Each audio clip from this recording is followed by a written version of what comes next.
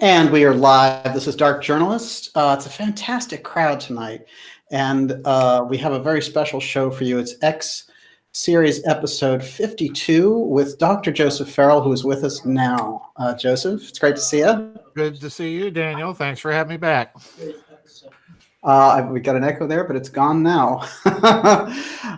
It's great to have you back, Joseph. One of the brilliant things that just happened is you've released this new book, and I'm going to get right to it, which is Joseph McCarthy, Monmouth, and the Deep State. Mm-hmm. This is an interesting book, and the minute it came out, and from talking with you, I knew you had a major scoop here. And one of the kind of crazy things about this book is I think that you are showing this deep, deep connection to the UFO file in the McCarthy hearings, which is absolutely staggering. How did you start to get into, and how much of this material is new in that there are transcripts that came out that you've been going through? Well, this started, I'm from South Dakota, and Sioux Falls, South Dakota. And I was a boy when the senior senator from South Dakota was still Senator Carl Mundt. And of course, he was the chairman of the Army McCarthy hearings. And Senator Mundt was one of the few senators who voted not to censure Senator McCarthy. He was kind of a close friend of Senator McCarthy. So when he was senator, he would fill the libraries, the public libraries in the eastern part of the state where he was from, with books about McCarthy and books that were predominantly pro. So I grew up in a milieu where he was not the excoriated figure that he came to be. So I was always kind of intensely curious about him and started reading, way back in junior high school about him. And I could never figure out what all the hoopla was for. It just struck me as very odd. There was something missing. Right.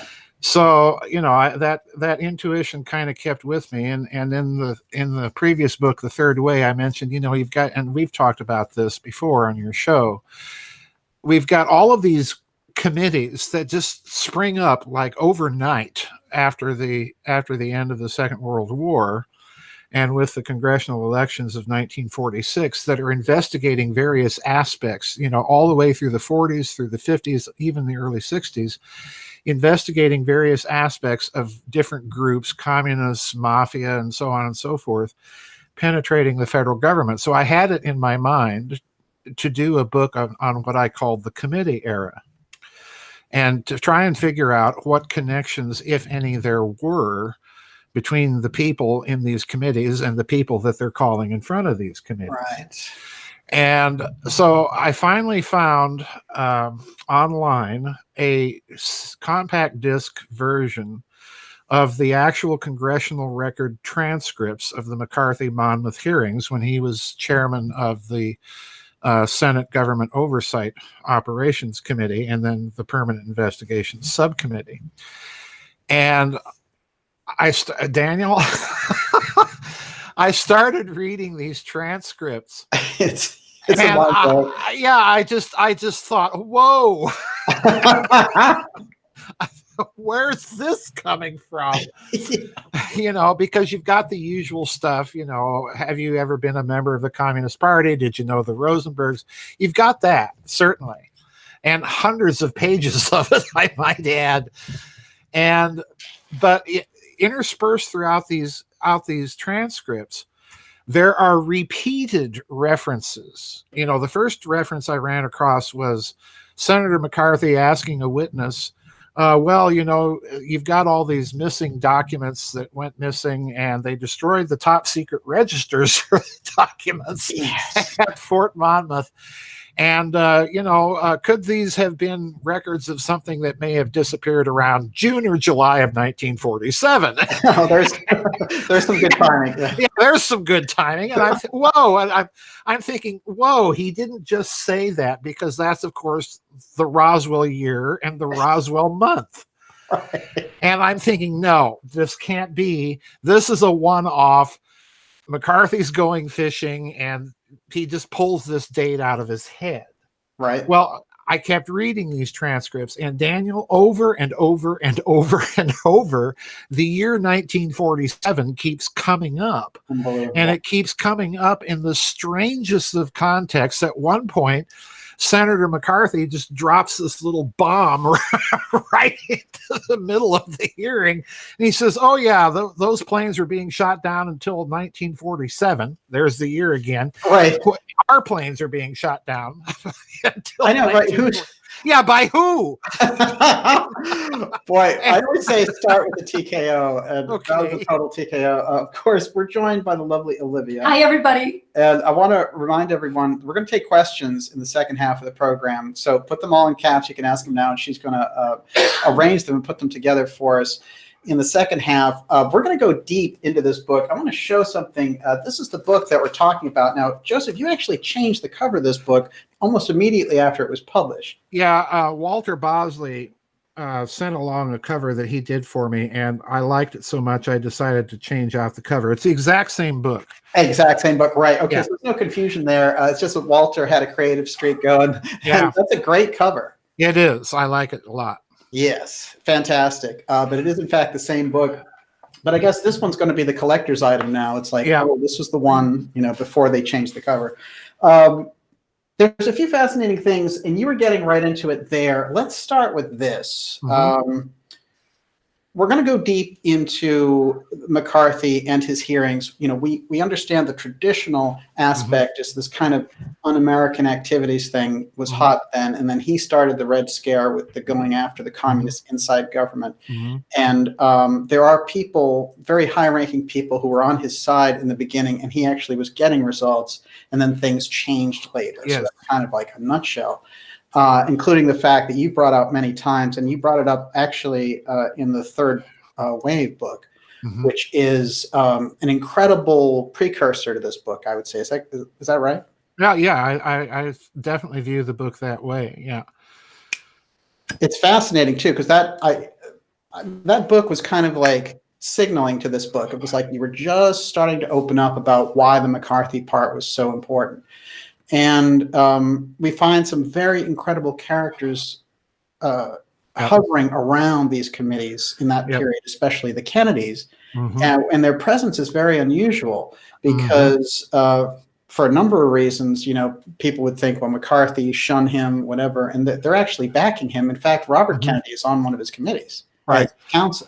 Right. Well, Robert Kennedy, and people who haven't read The Third Way may not realize this, but Robert Kennedy held McCarthy in very high regard, to the extent that even after the censure, when McCarthy had died and, they flew him back to be buried, had the funeral in Wisconsin, Robert Kennedy secretly attended McCarthy's funeral in Wisconsin. That's extraordinary. Yeah, it really is. And during the censure vote, his older brother, Senator Kennedy, later President Kennedy, conveniently arranged for back surgery on his back during the censure vote, so he wouldn't have to be even present to cast a vote one way or the other. Yes. So it was a very strange relationship between McCarthy and the Kennedys, but he was held in high regard by Joseph Kennedy and Robert Kennedy particularly. John F. Kennedy not so much, but he was certainly a supporter of him. No question. Yeah, no question about it. So he garnered all sorts of very strange people around him. It's a who's who, quite literally. Absolutely, and it came out of nowhere like a fireball. Because here's Wisconsin, which was not, as a state, in terms of playing on the national stage, it didn't have much of a role at that point. Right. And so he was from a state that wouldn't be considered all that powerful, like a California or New York, D.C. Right. But here he is coming out, and he gives this speech at a certain point, and everything changes, where he sort of calls out the establishment and their communist ties. Well, that was the famous Wheeling, West Virginia speech, which really kind of launched him on the national stage. And during the speech, he claimed to have had a list of security risks in the State Department and other parts of the government. And he emphasized the fact that this list was known to the government and that nothing had been done, that some of these people were still working. And then during the speech, he said, that some of these people, 57 or so, are either card-carrying members of the party or very sympathetic to it. And this started a numbers wrangle between the Democrats in the Senate and the White House and Senator McCarthy. And when he got back, he was on a political stumping tour. It was, he did not expect this speech to just blow up. Right. And he got back to Washington, and he was immediately accosted. And he presented these cases from a list that had been drawn up for the House Appropriations Committee, the so-called Lee list. And he goes through these cases. He does not, one mythology that we have to dispel right away is that McCarthy was needlessly shaming and smearing people on the floor of the Senate and naming names. This is not what he did. He actually referred to these cases by numbers.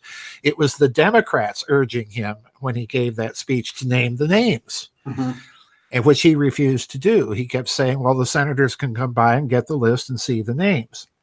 Well, this didn't play well, needless to say, for the Democratic majority at the time. So what they did was they set up the Tidings Committee to investigate, ostensibly to investigate Senator McCarthy's charges. What it ended up being was an investigation of Senator McCarthy. Right. And and McCarthy, you just have to read some of the recent scholarship on him, Stanton Evans, Arthur Herman, because it's very clear that the Tidings Committee was set up to, smear the guy. And eventually it was discovered by Stanton Evans that the intention of the Tidings Committee was to present him in such a bad light that they could present a vote for censure even then. Wow. And he manages to evade that because they pulled some fast ones, like deleting entire portions of Senator Lodge's questions from the transcript. And then on the day that the committee's findings are settled, they're presented by Senator Tidings to the full Senate, and Tidings brings in a record player because, again, the Democrats were maintaining that McCarthy had said 205 communists, and McCarthy kept saying, well, it was only 57 that I mentioned in the speech. And I get into this in the third way, the actual numbers and so on and so forth. But Tidings brought in a record player, a little portable phonograph record player, into the Senate chamber and said, and I have here a recording, holds up this record, a recording of Senator McCarthy's actual speech, and I'll play it for you and prove to you that he lied. The problem was Tidings didn't have any such thing whatsoever because the radio station that had recorded McCarthy's speech in Wheeling, West Virginia, had erased the tape. Nobody had a recording of the speech. It was a PR stunt. It was a PR stunt. Yeah. So, Tidings ended up not being reelected when it was finally exposed that he had lied to the Senate. And of course, no one brought up the idea of censuring Tidings for lying. Everybody was being thrown under the bus. Everybody was being thrown under the. I mean, it's like the Miller investigation, for crying out loud. There's all this media hoopla, and in the end, it turns out that he had a genuine list. It was known to the government, blah blah blah, and Tidings was trying to, create lots of smoke. So that's how all this gets started. And McCarthy, when the Republicans sweep in 1952 and gain control of the Senate, then of course McCarthy gets his own committee chairmanship, which is the Government Operations Committee. And that's where he begins his actual hearings.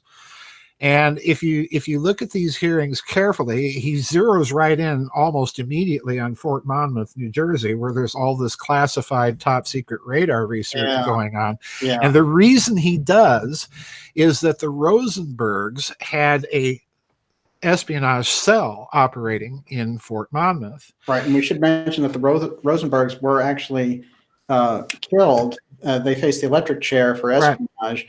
And the fact that they were connected to Monmouth, which is one Right. of our most top secret bases, and you found out just how top secret in this case, you know, it's interesting. This was the atmosphere, and it's interesting to go to this atmosphere that existed there. Of course, sending them to the electric chair in public like that was devastating for the society. It just showed this incredible threat of, you know, kind of, you know, these countries spying on America to get atomic secrets, and spies within our government who are top scientists and all the rest. And we've had Alger Hiss and all that before that. Right, right. And the thing we have to remember when McCarthy starts these investigations, the individual that he hires as his chief counsel for that committee is none other than Roy Cohn. Yes. You know, and you cannot get a more infamous name in American jurisprudence than Roy Cohn. There's a real deep stater, if ever there was. There's a real deep stater there. And Roy Cohn, I think McCarthy hires because Cohn had been involved in the prosecution of the Rosenbergs and Morton Sobel and all these people that were part of that ring. So, you know, when he goes after Fort Monmouth, the Army, I can just imagine the alarm bells that get set off in the Pentagon because, you know, oh my God, we've got this senator, you know, probing Fort Monmouth, and Roy Cohn is. All right. So you have an attack dog and a deep state attack dog. Yeah, exactly. Now, let's mention a couple of interesting things about Cohn. Cohn has a very interesting resume. Oh, yeah. Backwards and forwards. One of the main things that we should point out to bring everything right up to the present time is he was the major political mentor of President Trump. Yep. And there's a picture there of them together. Now, let's contrast that picture with this shot of Cohn during this period that you're talking about when he is McCarthy's major counsel. Yep. So we've got their back to front. This is the extension of this whole kind of legacy. And then one other one in the middle of all this, of course, that is Bobby Kennedy with Senator McCarthy. Yep. So now we have kind of a vista saying, Roy Cohn, Trump, all the way on this end of the spectrum, setting him up politically. Yep. And Roy Cohn, early stage during this battle that's taking place between these forces that you've referred to. And you've done a brilliant job of this, which is outlining that after the war, there's still a battle inside of the national security state, inside of the government, over these two forces. Yes. Fascist forces coming out of Nazi Germany's defeat and the communist forces angling to do espionage. And that battle goes right through the government. And it seems like these committees on some level are trying to get right into the heart of that. Yes, absolutely. Absolutely. McCarthy, since we're talking about this factional background, I think it's a good point to introduce this aspect of McCarthy's backers. When he was first elected to the Senate in 1946, some of his most powerful backers were the owner of the Chicago Herald Tribune and a family of industrialists in Wisconsin by the name of Harnischfeger. And they're German. And I was going to say, it sounds like a German name. Oh yeah, it's very German. And this family, before the war, openly boasted and was proud of its association with Adolf Hitler. One of their family members had an autographed copy of Mein Kampf, and so on and so forth. So you've got this kind of quasi-fascist connection of financial backers behind Senator McCarthy. And in addition to this, Daniel, McCarthy was also good friends with, guess who? Clint Murchison and H.L. Hunt. Unbelievable. Okay? And we know from the JFK research of Peter Dale Scott that those Texas oilmen had a direct pipeline to General Galen's intelligence outfit in West Germany, which was nothing but the good old Nazi intelligence outfit from World War II. So, transferred directly over to the United States. Right. That is fascinating. And it makes a really compelling case because, of course, those are two of the biggest, richest oil men in the country at that point. So they were getting real deep state aspects around this. Yes, there are very, very deep state aspects around McCarthy. The other thing that's interesting about his potential backers is that McCarthy himself stated at one point that I'm getting a little bit of feedback here. You sound okay here. Okay. McCarthy mentioned in 1952 that when he first came to Washington, he had dinner with the then Secretary of the Navy, John Forrestal. And now let's look at Forrestal. Forrestal was Roman Catholic. He was mentioned on the Magic 12 documents as being one of the first members of, that committee. Yes. If, whatever you want to say about the Magic 12 documents. And Forrestal, like the Kennedys, like McCarthy, was also Roman Catholic. Yes. So you've got that playing in the background. And then a close friend of Jack Kennedy. Yeah. So James Forrestal, Jack Kennedy, Eugene McCarthy, all Catholic. Yeah. Joseph McCarthy. Yes. And in addition to this, there at the time, the famous columnist Drew Pearson maintained that McCarthy got his start in this anti-communist push from a dinner that he attended at Georgetown. And if you give any credence to that story, Drew Pearson was kind of a yellow journalist muckraker, quite frankly. But if you give any credence to that story, that puts yet another kind of Catholic thing lurking in the background here. And the interesting thing is that at that time, guess who's on the faculty at Georgetown? Who? Dr. Carroll Quigley. Wow. Who, of course, wrote this massive tome, Tragedy and Hope, about how the international bankers are the ones. And he even takes a little pot shot in Tragedy and Hope at Senator McCarthy by saying, well, the right wing has gone after the wrong people. It's really these people that are behind all of this stuff. Wow. Incredible. And on top of that, I'm not done with backers yet, because if you want deep state backers, Roy Cohn, when he publishes his book in response to the movie Tail Gunner Joe with Peter Boyle, which is a horrible movie. I mean, it's just a defense of the standard narrative. Well, Roy Cohn published a book in response to that, just to set the record straight, okay? And Roy Cohn states in his book that McCarthy was actually approached in November of 1949 by 3 people from the Pentagon, and they were trying to shop for somebody in the Senate that would make this issue his own and bring it out in front of the public. Yes. And McCarthy was on a short list of 4 senators, and he was last on the list. They shopped it to 3 other senators. The 3 other senators weren't interested. They went to McCarthy. McCarthy looked at the documents they gave him, took them home, studied them, spent a couple of hours sleeping, woke up, and phoned one of these people from the Pentagon and said, I'm buying it. And the timing here is what's interesting to me. I don't doubt Cohn's version of this at all, and I'll tell you why. Because if you're the U.S. military and you see all of these security risks that were basically given a free ride during the Roosevelt era, and they're still there, and nothing has been done to get them out, then yeah, you're going to take some action like this. I suspect that Forrestal was either involved at some point in that little group, and when he died, the group decided to go ahead, or that Forrestal and this group had talked about it, and then when he died, they decided to go ahead on their own. So they present this to McCarthy in November of 1949. McCarthy takes that stumping speech tour he does in early 1950 as the opportunity to take this public, which he does. And the rest is history, so to speak. Now, this makes so much sense because, like we said in the beginning, and as you've pointed out, he was kind of coming out of nowhere. Yeah. And he wasn't in a particularly powerful position. Interestingly enough, that year 52 that you cited is the first year of Kennedy being in the Senate also. Yes. So that's when he wins his election against Henry Cabot Lodge here in Boston. Right. Which is a big shakeup, actually. Oh, huge. Yeah. Absolutely. That's the Kennedy money coming in, and there's a new sheriff in town.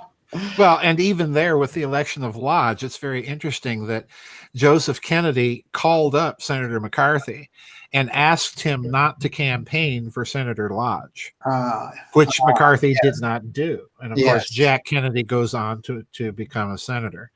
Wow. It is interesting.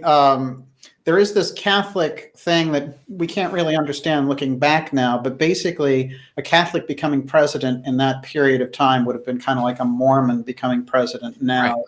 It's kind of a mysterious religion at the time. Like half the country doesn't know all of the things Right. about it, and they wonder if the loyalty is to the Pope. Right. Or to the Constitution. Now, Al Smith, Governor Al Smith in the 20s, he tries to run for president, and he gets run out of town basically for being a Catholic. And Hoover wins. But so what we're looking at is this kind of network going on there behind the scenes, and we've got Kennedy's dad, working in the background and having these kind of relationships. And then we have Forrestal, who's also Catholic, who's tight friends and brings JFK as a congressman over to post-war Berlin and gives him a tour of that because he's in charge of Reconstruction. So we have a lot of sort of deep ties there. And then in the middle of it, this exotic technology angle starts to show up. It's like the great unusual places. Let's take a look at a couple of those. Okay. You go deep into the transcripts and around the Monmouth, the Army base there, Fort Monmouth in New Jersey, where it turns out it looks like not just secret radar research is going on, but something having to do with deep, deep exotic technology. And the question of the whole UFO file is coming right into these transcripts. Yes. There is actually a mention in these transcripts of tightening security because of Blue Book. Right. Yes. That's historic. That just gobsmacked me. It's not enough that you have 1947, July 1947, July 1947, repeatedly popping up. And at one point, in the context of somebody from Fort Monmouth, his name was Peter Rosmovsky, that had actually been sent to New Mexico to test their radars on the German V2s that we were shooting off out there. And he states in the transcripts to Senator McCarthy, how long were you there? Well, I was there at the beginning of 1946. I went back, and then I came back out in early 1947, and I stayed there until July of 1947. Right. That's a heck of a time to be there. Yeah. That's an interesting time to have a radar operator in New Mexico when the Roswell Daily Record is, Army recovers flying saucer. Yes. Now, people have to understand something about Senator McCarthy. He had a very sharp mind. He was not a dummy. And he had this extraordinary memory. And it's clear from the chronology of the transcripts that when McCarthy earlier drops this July 1947 date, that he's referring to this man's testimony. Right. And it's a way, in my opinion, of bringing up the whole Roswell subject without having to mention it by name. Yes. And on top of this, then the committee calls the guy that's the head of the radar research in front of the committee. His name is Fred Bell, I think it was. And Dr. Bell says, I was involved in a bunch of radar research involving compressional waves. And that, my suspicion meter went right into the red zone immediately when I read that. And I'll tell you why in a minute. And then he goes on to say, and I'm involved in some classified research that I can't even talk about. And then Senator McCarthy says, and when did that begin? Well, it began, I think, around July of 1947. I'm just, okay. So in other words, what they're doing, in my opinion, is they're talking about Roswell without talking about it. Okay. Yeah, exactly. With that story having gone all over the country at the time, it's impossible that McCarthy would not have heard of it. And we have to remember something else contextually here. He becomes the chairman of the Government Operations Committee which is the committee that reviews all of this stuff, in 1952. Okay. What happens in 1952? The big UFO flap Yes. over Washington, D.C. that's tracked on radar. Yeah, yeah.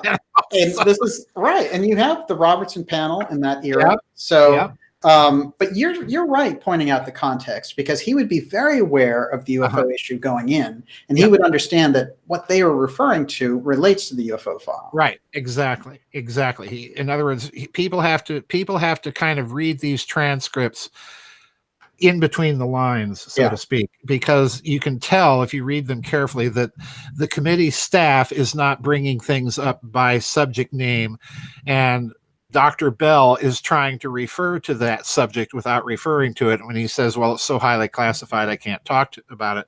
And then bang, right into the middle of all this, there's this guy that says, well, the regulations were changed, and now we've got something called Blue Book. You're right, yeah. Well, folks, that's UFO right there. Oh, right, exactly. And in relation to Monmouth. In relation to Monmouth. Yes. Yeah. I mean, so Blue Book is having an effect directly on that base. Yeah. And it's interesting too, because you get at a couple of different things here, which is, I wanted to mention that you said the compressional waves thing. That's Nazi tech, isn't it? That's Nazi tech. A compressional wave is a longitudinal wave. Okay.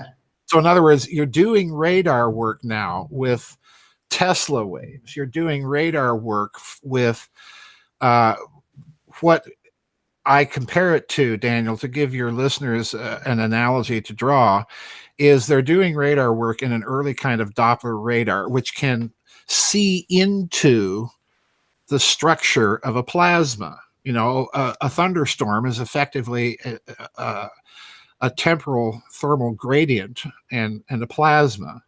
So they're doing work with this kind of radar that sends out longitudinal electrical pulses, not the standard Hertz waves.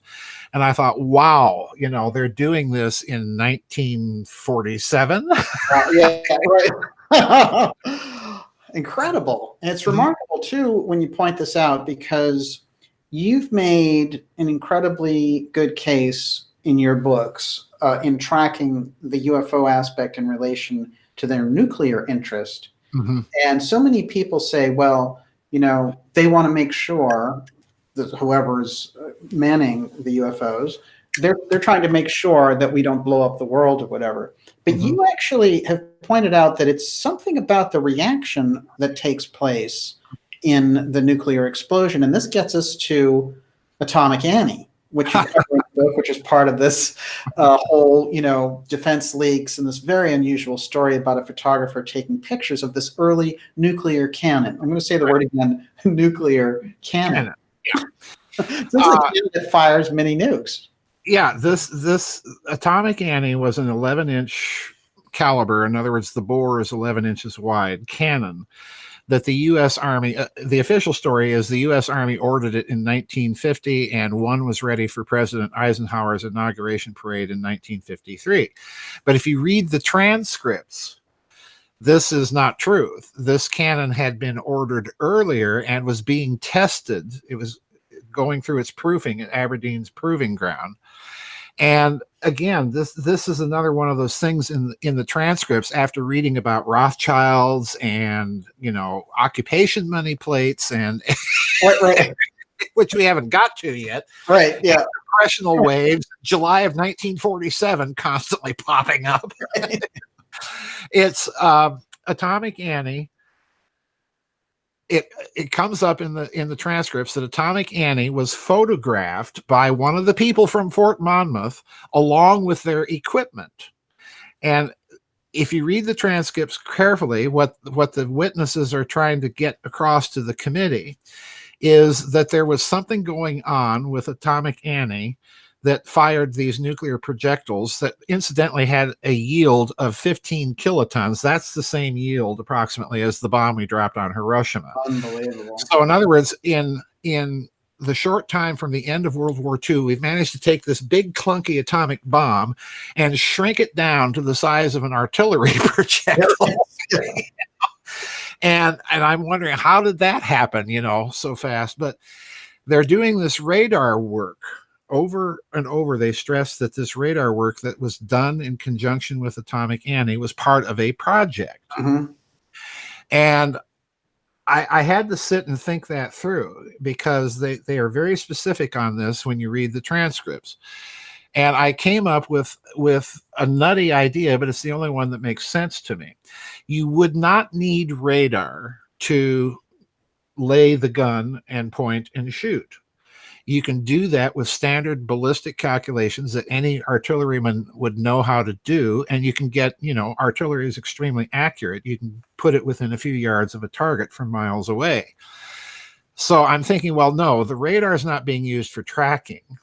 And if it's being used as a means of secure communications, you wouldn't need to have a radar set down in Aberdeen Proving Grounds. Right.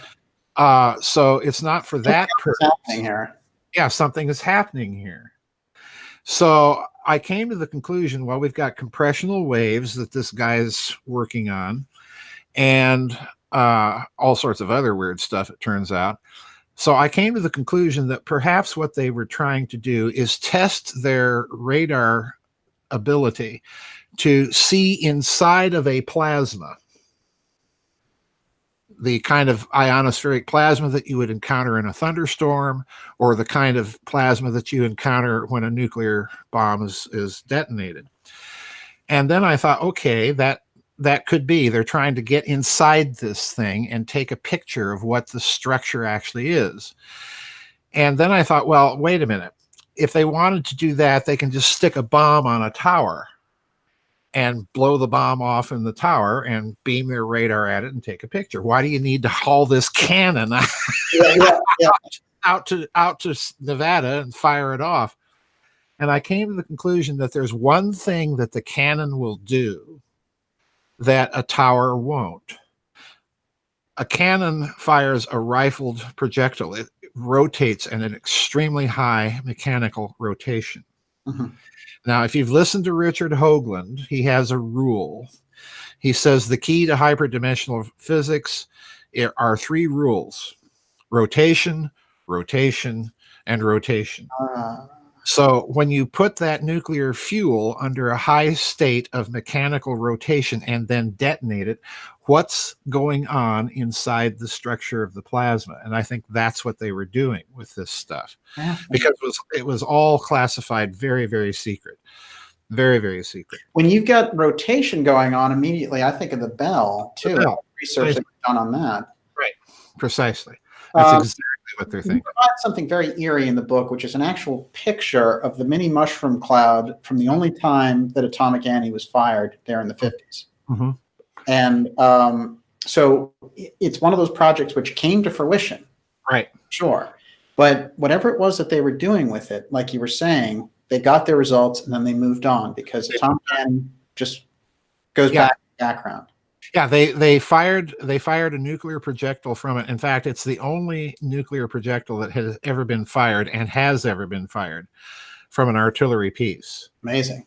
So, in other words, whatever they were looking for, they found.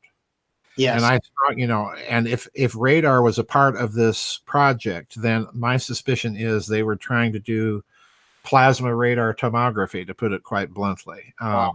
And incredible.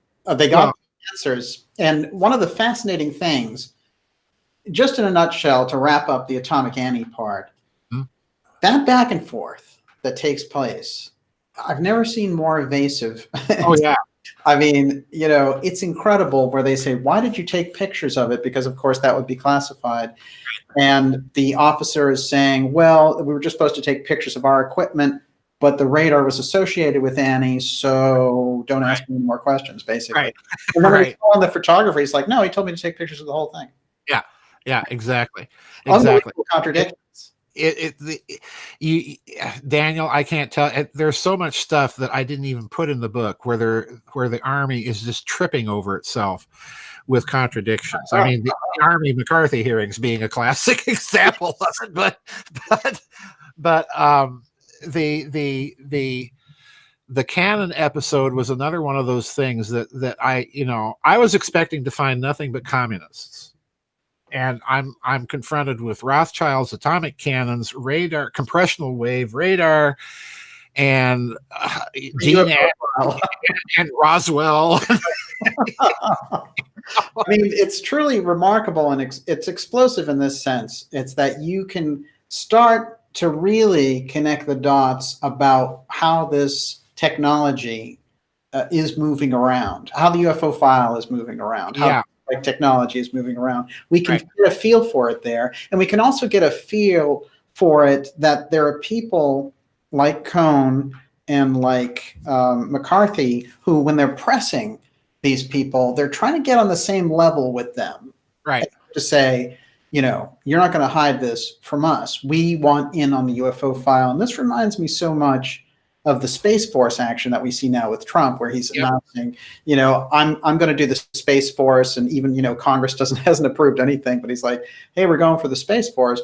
This is that thing again, which is making a claim on that UFO file, on that exotic technology aspect from where it resides. That's exactly what I think is going on, and I'll tell you why. This whole atomic cannon thing and this whole Roswell connection emerges in the context of missing documents.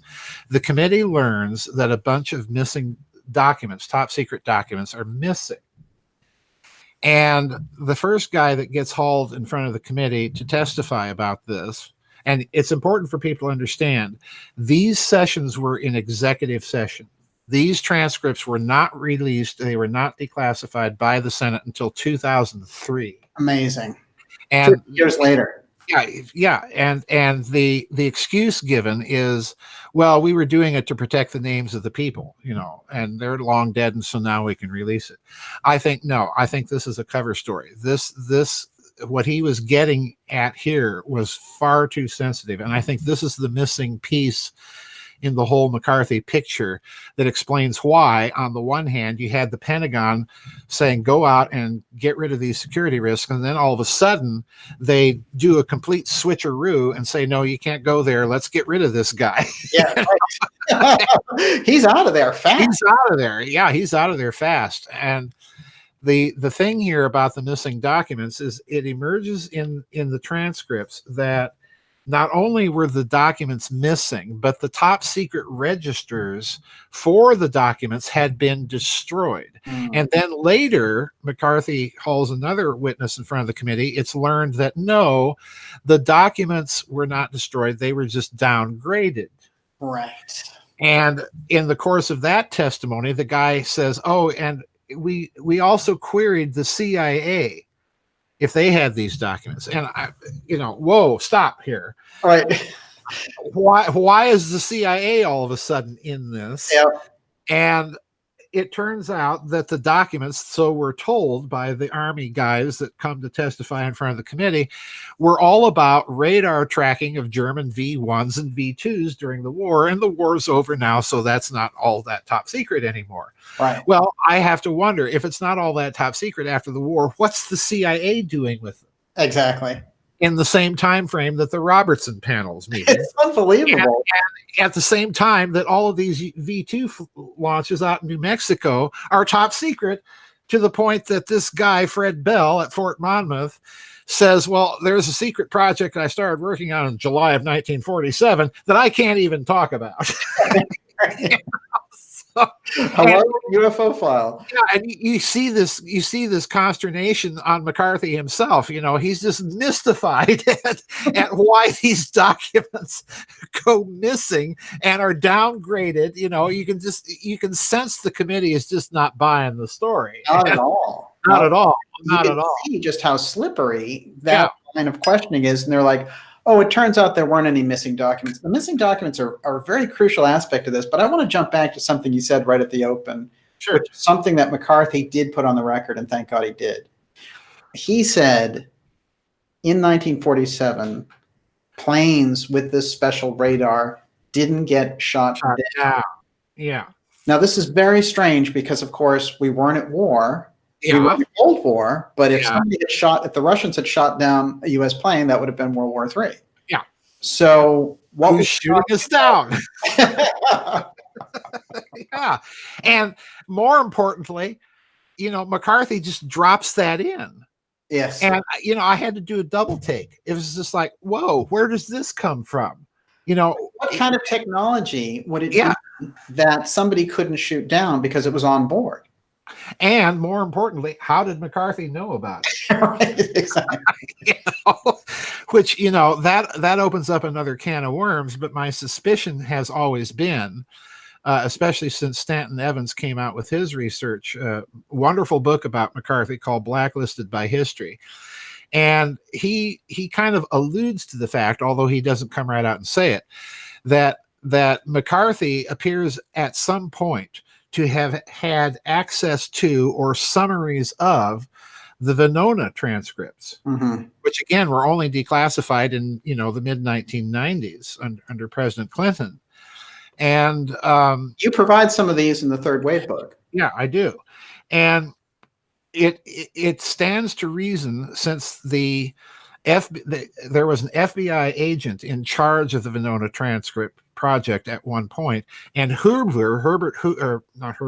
Edgar Hoover met with McCarthy in the early 1950s almost once a week. They'd trade off going to each other's offices. Wow. So I think there's a pipeline from Venona through the FBI to Senator McCarthy, where a lot of this, plus he's got that Pentagon group, that are probably feeding him information in the background. And then plop, here comes this reference to planes being shot down until 1947, when the special radar is on the equipment. And you have to again place this in context. We're not at war with anybody, so who's shooting it down? And it's not really the Russians, because, as you say, if that were the case, this would be a major international incident, if not war itself. So who's doing the shoot downs? And additionally, why are our planes being shot down in Korea when the Korean War gets hot and going? Why don't they have this special radar equipment? Right. Those planes are getting shot down. Those planes are getting shot down. So there's a special radar that makes these planes invincible go. Yeah. You pointed out something in the book, and I'm glad that you included this, because this is what is so crucial, I think, which is the crossover between understanding the deep state, the exotic technology part, and the cover-up around the UFO file, and the political aspects. If you can bring those things together, very often you see them show up in separate volumes, very well-researched stuff. But what you do is you bring the stuff together, and when it's together, it's explosive. Well, it's not me bringing it together. It's there in the transcripts. Right.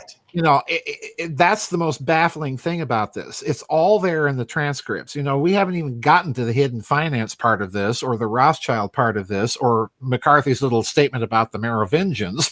We're going to get to those too. We're going to get to those. Yeah. This is a quote inside the book, and it's quite fascinating because it goes to this shoot down order that Truman issues for unidentified flying objects, which I think is very important in the context of what we were just discussing about the plane, and how McCarthy says our planes with this radar won't get shot down if they carry this special equipment on board. Right.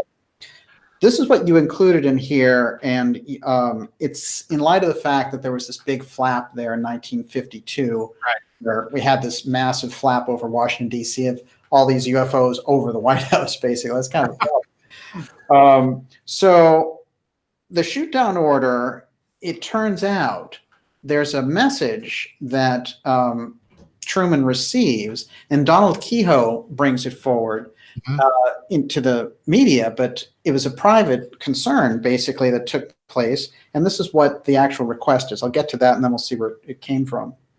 So it's 5 points. One, the first point, now this goes to President Truman to stop this shoot down order, basically. 1, urgently request reconsideration of your order to destroy flying saucers. That's the first one. 2, remarkably advanced aerodynamics indicate probably intercelestial origin. Interference without more cause than causes friendly curiosity could cause unbelievable suffering and death. That's pretty hardcore. Let me try that again. Basically, could cause unbelievable suffering and death. This is number 3. I respectfully suggest that no offensive action be taken against the objects reported as unidentified, which have been sighted over our nation. 4, should they be extraterrestrial, such action might result in the gravest consequences, as well as alienating us from beings of far superior powers. Friendly contact should be sought as long as possible. 5, and finally, people much aroused and worried. Pretty dramatic statement, and it seems like this was the policy that became adopted later. So how do we tie that in? Where did the shoot down order come from, and what are they talking about? You make the point that although this is referring to something that sounds like an off-world civilization, in fact, the shooting down part actually refers to the fact that there's a third player in there, which is not the Russians and not the Americans, and who is an extraterritorial force launching these things. Well, yeah, that quotation occurs in my book, Roswell and the Reich. Right. I've always been of the opinion, and several of my books try to flesh out this idea, that there was a kind of a post-war Nazi international that had constituted itself more or less as an extraterritorial state. It had deep financial pockets, and it was capable of continuing some of its wartime top secret research, which is what I think may have happened at Roswell, because there are a number of very strange connections there, pardon me, with the Nazis, that you'll even find in some of the Magic 12 documents, but more importantly, that you find in Brigadier General Charles Shulgen's intelligence collection memorandum that he wrote in 1947 after the Roswell incident. And ufology refers to this memorandum a great deal. The problem with the memorandum is I can't see how you can use the memorandum to maintain the idea that the U.S. Air Force is thinking in terms of an extraterrestrial craft that crashed at Roswell, because in the memo, General Shulgen specifically points out that it's their opinion that they're dealing with some advanced form of jet turbine aircraft able to vector the exhaust from the aircraft, number one. And number two, much more importantly, right in the memo itself, he says we have to find out where the Horton brothers are. Well, the Horton brothers are these Germans during the war that invented these big flying wings. Flying wings, yes. Yeah. And, you know, and as I've said many times in conferences and in my book, The Nazi International, I can tell you where the Horton brothers were. They were in Argentina designing airplanes for Juan Perón. Well, we should point out that it's a very popular post-Nazi destination. Yeah, it's a very popular post-Nazi destination. Still is, as a matter of fact. But anyway, so for a variety of reasons, I maintain that what may have crashed in Roswell was something Nazi, and this is why they were concerned. And if it was, then number one, you've got a problem, because the war is supposed to be over, and here are these Nazis flying around New Mexico doing God knows what, and it rationalizes Truman's shoot-down order in a very interesting way, because if you suspect, as did that gentleman that wrote to the president, that this is something extraterrestrial, you don't want to be starting a war with them by shooting them down. Right. But if, on the other hand, you have intelligence that suggests that this is something human, then shooting them down, especially if it's Nazi, is the thing to do. Yes. And this, you've got, in the context of Truman's shoot-down order, you've got to remember the famous Captain Mantell UFO case, where, you know, the plane literally disintegrates before it hits the ground, and so on and so forth. So you've had these UFO encounters after the war that are hostile, UFOs diving at civilian aircraft and so on and so forth. Absolutely. So I think this is the context lurking in the background here. And along comes Senator McCarthy, and he all of a sudden talks about shoot downs. Now, again, where is he getting his intelligence? Yeah. it's clearly coming from somewhere very high up that knows about all of these things. And there he plops it right in the middle of these transcripts. And he's alluding to the fact that there's some technology that renders our planes either invisible to these craft or is possibly some sort of defense mechanism. Who knows? Yeah. But that in itself implies that he knows that the Army's attempts to say, well, all of these classified radars we were working on really weren't all that top secret. And, he's not having any of it. Not for a minute.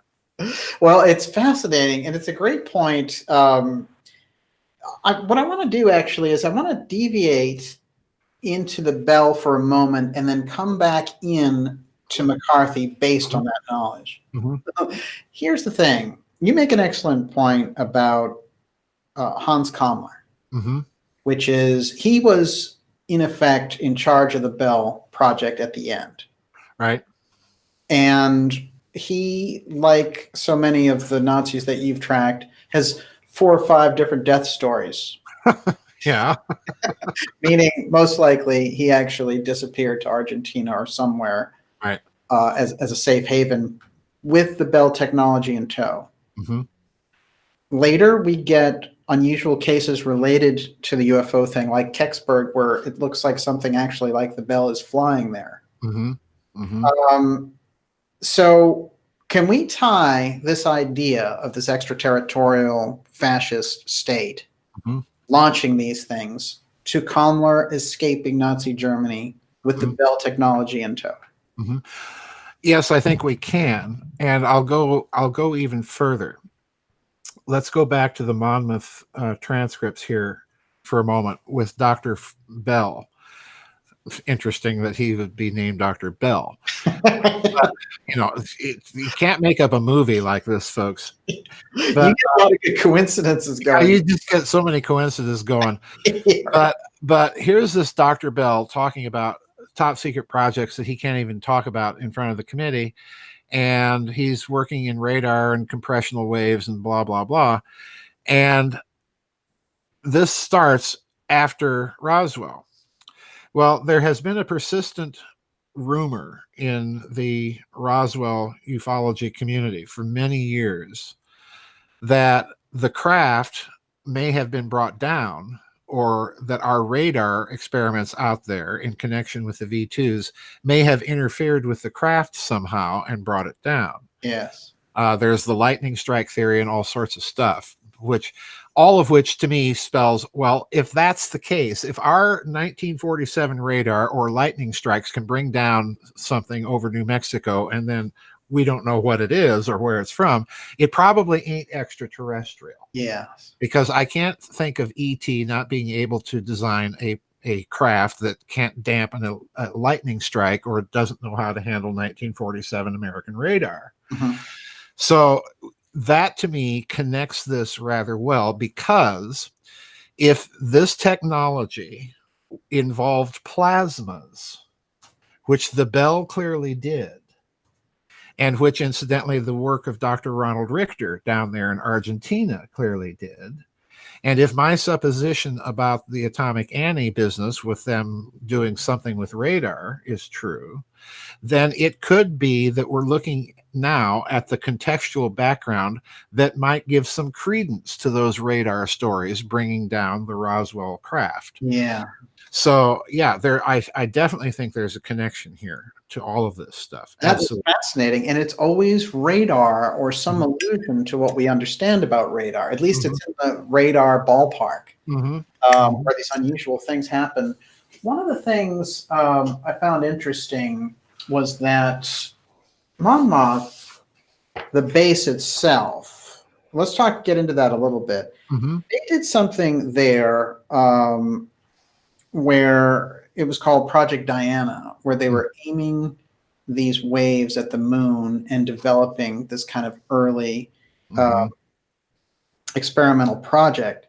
And it was to bounce radar signals off the moon and receive the reflected signals. 46.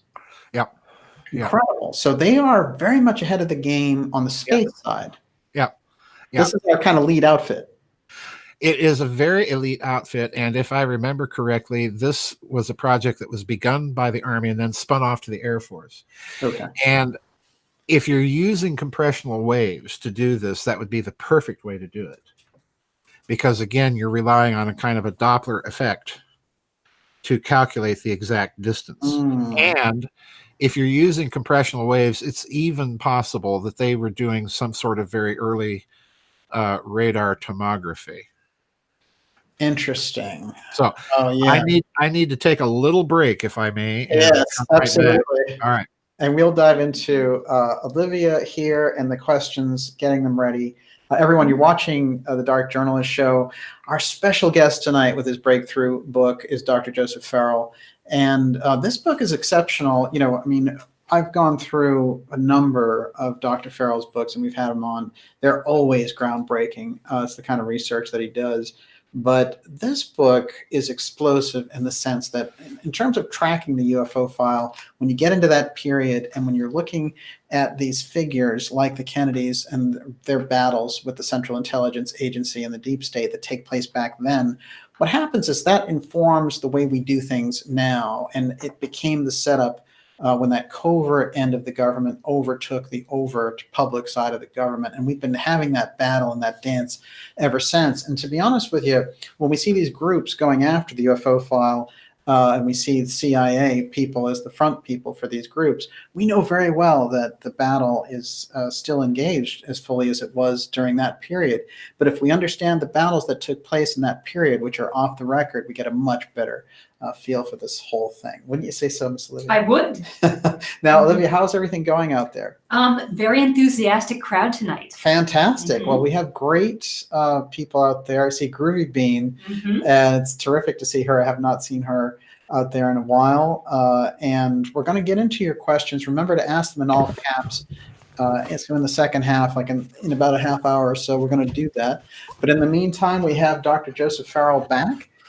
And, you know, it's interesting, Joseph, because this book, it seems to me, when we're starting to understand McCarthy, it's like the great question mark in history there in the 50s about these committees. And we were talking about, there was the Kefauver Committee, which was tracking interstate commerce. There were, before that, the House on American Activities. And then, but after that, you have succession after succession of these organized crime committees where the Kennedys make their splash, and that really positions them ultimately to become president and attorney general. I think actually we could go as far as to say without those committees, they may not have had the cred to step in office. So this is, there's something happening there, and they know with the keen political insight, say, of JFK, he knows where to be in the center of that storm in order to make his point and to sort of make his mark, to become very prominent. They understand, they have the deep knowledge that this battle is going on behind the scenes, and likely relates very strongly not only to the power struggle in the government, but also to this exotic technology aspect. Absolutely. Absolutely. I think if you stop and consider the constellation of people, you know, with these revelations that are in the Monmouth transcripts, if you stop and look at the people connected to Senator McCarthy, there are really some very extraordinary people. Forrestal, RFK, JFK, Roy Cohn, and through Roy Cohn, Donald Trump. Yes. So in other words, I have a sneaking suspicion that McCarthy, who was well known for blurting things out at inopportune moments, I have a suspicion, I entertain the fantasy, that McCarthy was not only deliberately pressing for this UFO issue in these transcripts, it's very evident if you read them with that view in mind. Wow. But that he may have communicated some intelligence to JFK through his brother, or that Roy Cohn may have communicated some of this information, because again, JFK, of course, goes after those CIA UFO files, and it's the CIA again that supposedly these documents went missing to. You know, that's a trail there. That's a trail. That's a trail. And this is, you know, squatting right in the middle of it are these McCarthy Monmouth hearings, you know, which I think rationalize perfectly, much better than the standard narrative, why you had this enormous effort made during the Army McCarthy hearings to shut him down. Mm-hmm. And they were barely able to do so. Those hearings went on for weeks. So I think that there's a story, a much bigger story or potential story here because of the constellation of people associated with Senator McCarthy.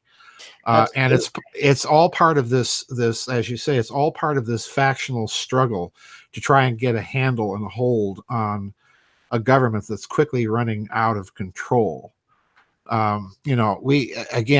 This becomes very clear, not simply with respect to the UFO problem and with Roswell and all of that.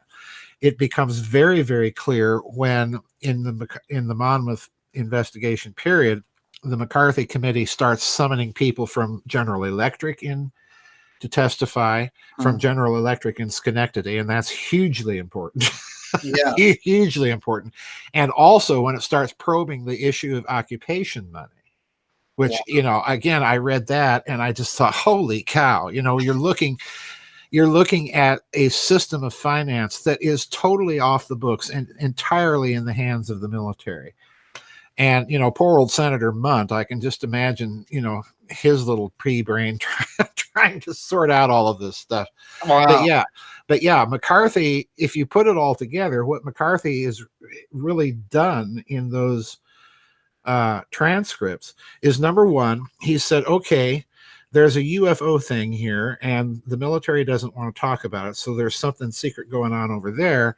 And then over here, we have this enormous financial scandal brewing. And when you put it all together, what he's really said, there's a secret space program and there's a hidden finance mechanism of finance to fund it. Unbelievable. And, I've read all of this, Daniel. And again, like I say, I was just absolutely gobsmacked. Wow. Absolutely gobsmacked. This is incredible. Just for more context, why is McCarthy at the end of his kind of meteoric rise going after the Army? What is his rationale for doing that? And this seems to be the end for him. He may not sense that going after them is going to sink him. Mm-hmm. But there's no question that that's what really does him in. And they start to portray him as going too far and taking down good Americans. Right. Why does he take the risk to go after the Army? I think that he himself is not fully aware, and none of the committee members or staff members are fully aware. Although I think he was much more aware than the other committee members, with maybe the exception of Roy Cohn, that there's something deep and dark going on here. But he doesn't know the full extent of it, nor does he know the lengths to which they will go to protect it. Mm-hmm. That I think is the key. And again, he has made this business of security risks in the government his issue. And when you have a very top secret base doing extraordinarily secret radar research, and you've got all of these security risks associated with it, I mean, my word, the Rosenbergs were running a spy ring inside of Fort Monmouth. Yeah. So, this is right in his backyard. What he ends up finding when he goes after Fort Monmouth is, just totally bizarre. It's totally unexpected, I think, to a certain extent to him, although not completely unexpected, because he does drop these references in his questions, and Roy Cohn for that matter, that indicate that they do have some understanding of what's going on here. I just don't think that they had any idea of the lengths to which the military would go to protect those secrets. I really don't. Yes. And what is the wall of secrecy protecting? Right. Right. And, this is fascinating. We're going to pour down into the details of Monmouth here, but if you were to describe it in bullet points, what do you think was happening there at Monmouth? Yes. Number one, I think, and the transcripts bring this out. Number one, I think they got a hold of some German radar equipment. Mm-hmm. Number two, that equipment launched them on the idea of compressional electric waves. Okay. Okay, because let's go all the way back to SS Brotherhood of the Bell. I pointed out in that book that the Soviets got a German radar team at the end of the war that was headed by a Nazi scientist by the name of Richard Hellman, appropriately named man. Right. and that the Germans had discovered the phenomenon late in the war of phase conjugation when they were beaming radar on nonlinear materials. Mm-hmm. The Soviets got that radar crew, and if that makes no sense, think Tesla waves here, folks, or what many people popularly call scalar waves. The Soviets got that radar team, brought Hellman and his crew to the Soviet Union, and it's extraordinary that you begin to see the Soviet research into nonlinear physics beginning after the end of the war, with all of its crazy paranormal applications. Right. And this is what they got. Oh yeah, this is what they got. And I think that by discovering this phenomenon, they had discovered a wholly different principle of radar. Hellman was released by the Soviets. He eventually went to Brazil, where he did work with none other than David Bohm, the famous plasma physicist in Brazil. So again, we're with plasma. So right. Number one, captured German radar equipment at Fort Monmouth. Number two, the rise of a wholly different kind of way of conceiving of electromagnetics. Number three, there's the clear connection to the Roswell incident time and time again. And so there's a connection to the whole UFO problem. Number four, if they're thinking in terms of Nazis and Nazi international hypothesis, then that's got to be kept hugely secret, simply for, we can't let out the fact that there's Nazis flying all of this stuff around.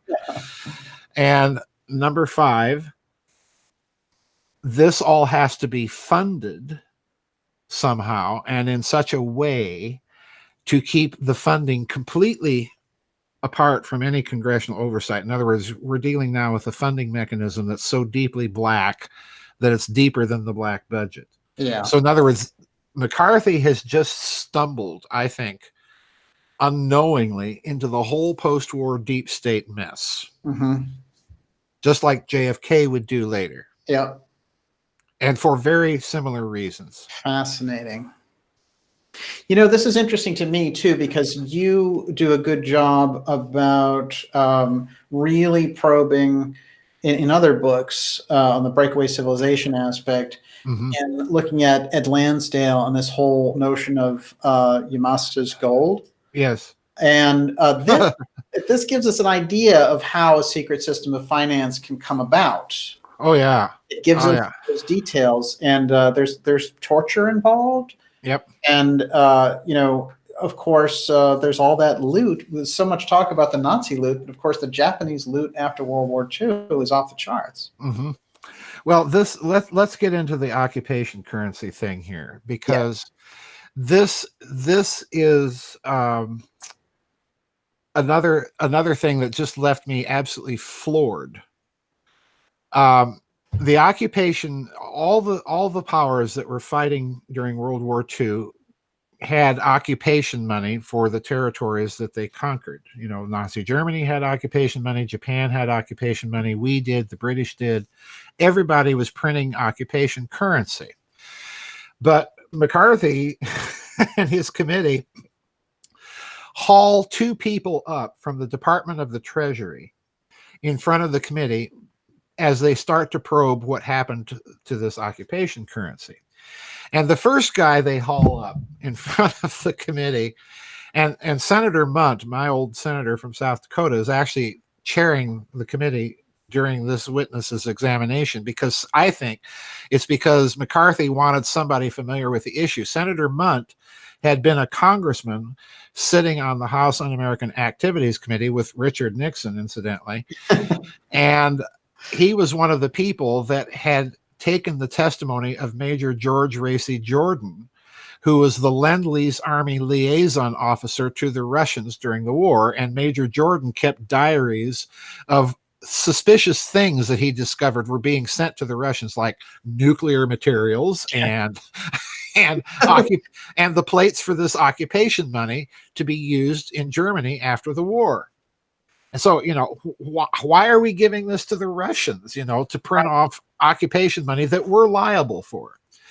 So Senator Mundt is chairing this hearing, and the first guy they haul up testifies that, yes, we were involved in making occupation money, listen carefully, for the French, for Italy, for the Netherlands, for Austria, for Denmark, and for Germany.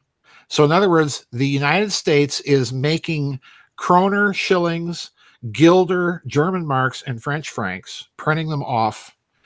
Number two, he goes so far as to say, well, we turned this over to the Bureau of Engraving and Printing, and this guy testifying is actually the director of the Bureau of Engraving and Printing. And he says, well, the order for this money was so large that we were unable to fill it. Wow. So we had to contract it out to the Forbes firm in Boston, and they're printing up all this money. Now, what is happening to the money? Well, all of this money, they're printing these occupation dollars for the use of American troops going into French Algeria, and they start noticing a funny thing. The soldiers are sending a lot more money back than they're being paid out in these yellow sealed, note that, yellow sealed occupation dollars. Yeah. Now, I just had to stop, and I was floored when I read that, because at that time in this country, there were 4 types of circulating paper currency: Federal Reserve notes with the Treasury seal in green, silver certificates with the Treasury seal in blue, United States notes with the Treasury seal in red, and gold certificates with the Treasury seal in yellow. So I'm thinking, what the heck? Are we printing up gold occupation certificates, and the soldiers are exchanging that for Vichy French francs, which they're shipping back wild amounts of money, way out of proportion to the actual exchange rate at the time. This is real money laundering. This is real money laundering going on here, folks. And on top of this, Daniel, when the director of the Bureau of Engraving and Printing is giving this testimony in front of the committee, he goes on to say 2 things that absolutely floored me. Number one, we shared all of our currency printing secrets with the British, and they shared all of theirs with us. Wow. Okay, that's number one. Number two, this whole setup was under the orders of Harry Dexter White, one of the chief architects of the Bretton Woods Agreement, one of the architects of the International Monetary Fund, who incidentally becomes its first chairman, and who incidentally shows up in the Venona transcripts as a Soviet spy. Okay. And number 3, you can't make a movie this bizarre. Okay. You can't. On top of this, the director of the Bureau of Engraving and Printing testifies that they had also drawn up currency plates for a currency that was not denominated in any unit, not lira, not francs, not marks, not dollars, not pounds. It was not denominated. It just had numbers. And he goes on to state that the occupation currency that they were printing was drawn from this other currency. Amazing. So Unbelievable. What it appears to me that has been done is they printed up some early version of the International Monetary Fund's special drawing rights, and they were using that already toward the end of the war as a unit of account for the central banks and setting exchange rates against it. Wow. There's your hidden system of finance. Unbelievable. Mm-hmm. And this reminds me of the work you did, this fascinating work, and we'll just go to this briefly, about bearer bonds. Mm-hmm. And that's in the Breakaway Civilization book. Yes. And those bonds actually had JFK's picture on them. Some of them did. Some of them did, which is really interesting to me. But the story, in short, of the bearer bonds, and that kind of gives us an idea of this also, because here you have this extraordinary, kind of the actual value of these bearer bonds and the people getting caught with them and the cases that went on about them. It's truly bizarre, but it gives us some reflection of that secret system of finance again. Well, let's go further. Okay. The earliest bearer bond scandal involves bonds that were called Federal Reserved bonds with a D, that were supposedly printed up in 1938 with Henry Morgenthau's signature on the bonds. Who's Henry Morgenthau? Well, he's President Roosevelt's Secretary of the Treasury. These supposedly were given to Chiang Kai-shek as certificates of deposit, more or less, for nationalist Chinese gold that he got out of China and put into the Federal Reserve for safekeeping so the Japanese wouldn't get it. And these bearer bonds were intentionally printed with mistakes, like Federal Reserved bonds. Now, they've always been denied by the government as being fake. They're not government bonds. Well, indeed, they're not. I think they were... Are they legal tender? Bingo. I think the Federal Reserve Bank, since it's a private corporation, pulled a fast one and issued some bonds and deliberately put misprints and misspellings in the bonds so that they can say, oh, though we didn't do that, we wouldn't make obvious mistakes like that. Unbelievable. So yeah, there's this deep in the background before we even enter the war, and then lo and behold, we've got all this occupation money being printed with yellow seals, and I'm thinking, is this a kind of a covert gold certificate?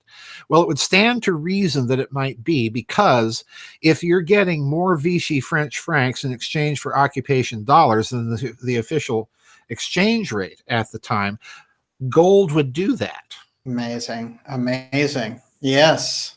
So there's more gold reserves in the world currency than are on the books. On the books. Yes. And I've always maintained that. Yes.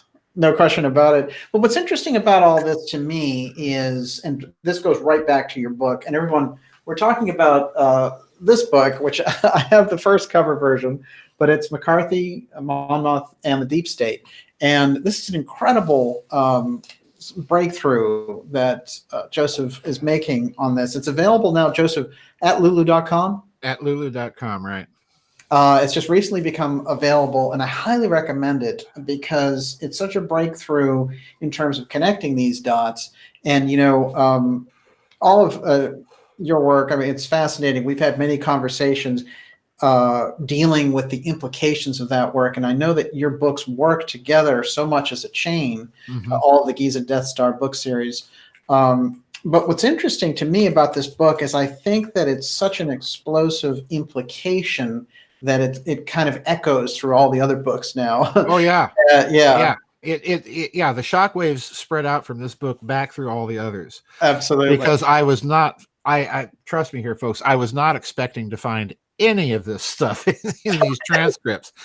The final clincher with this occupation money scandal is not only does the Bureau of Engraving and Printing, for crying out loud, that prints all of the paper money for the country, cannot fill the order for the U.S. Army because it's too large.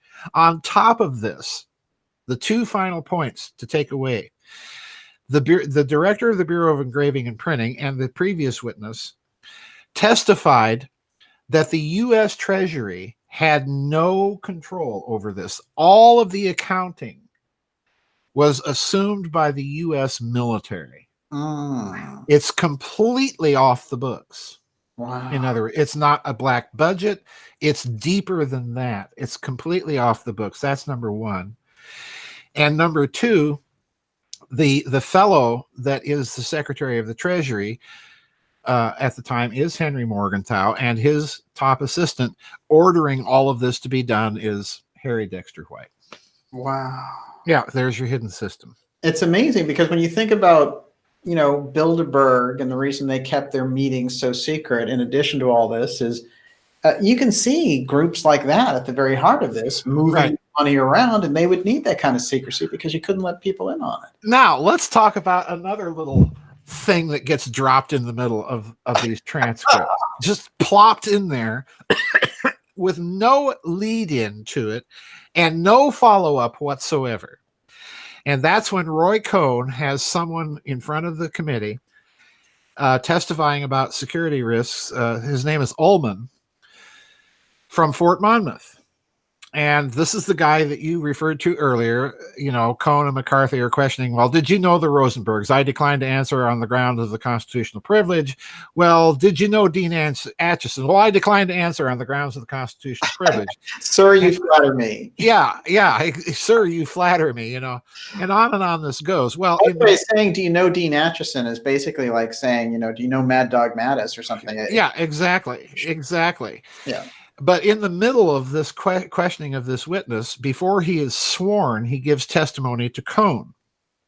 And Cohn asks him very directly, did you know the Solomons or the Rothschilds? Yeah. And there's no preparation for this in the I reproduced, there's none. It's just dropped right in there.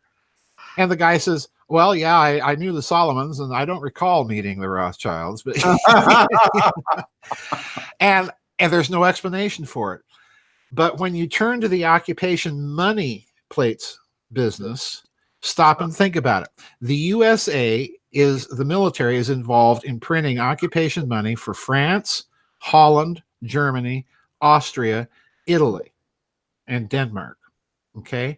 Right. Who has the majority share of the central banks of those countries? Rothschild. Wow. So if anybody would know how much money is in circulation in those countries and how much you can print without upsetting the economy of those countries, it's Rothschild. Amazing. Absolutely amazing. And when you're getting into the secret system of finance, bingo. That reference, and Cohn would be just the guy who would know that. Exactly. He's just the swamp creature deep state. Exactly. Exactly. So he's raising almost like a blackmail tool there. Yes.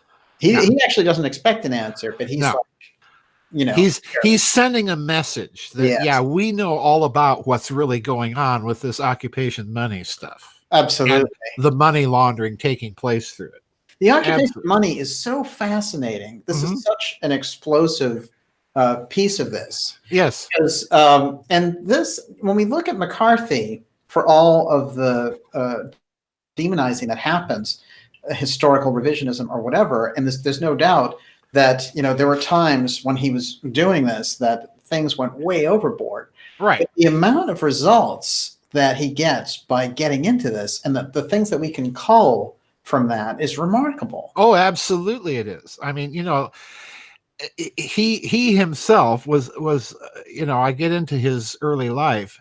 He himself was a bloodhound. I mean, if you put him on the scent of something, he would follow it to the bitter end. And you can see this in the way that the Army McCarthy hearings are actually set up, because he just absolutely flatly tells the Army to go to hell when they try to blackmailing him into getting rid of Roy Cohn from the committee.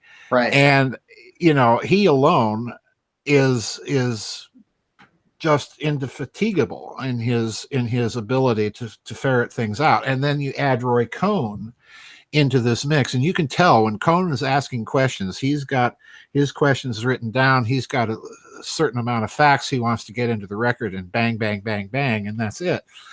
So yeah, you've got these two lawyers, and they're uncovering this this mountain of UFOs and hidden finance. And to me, Daniel, like I said earlier, this means that they've uncovered this whole network of the deep state and the hidden system of finance and its relationship to the UFO problem and all of that.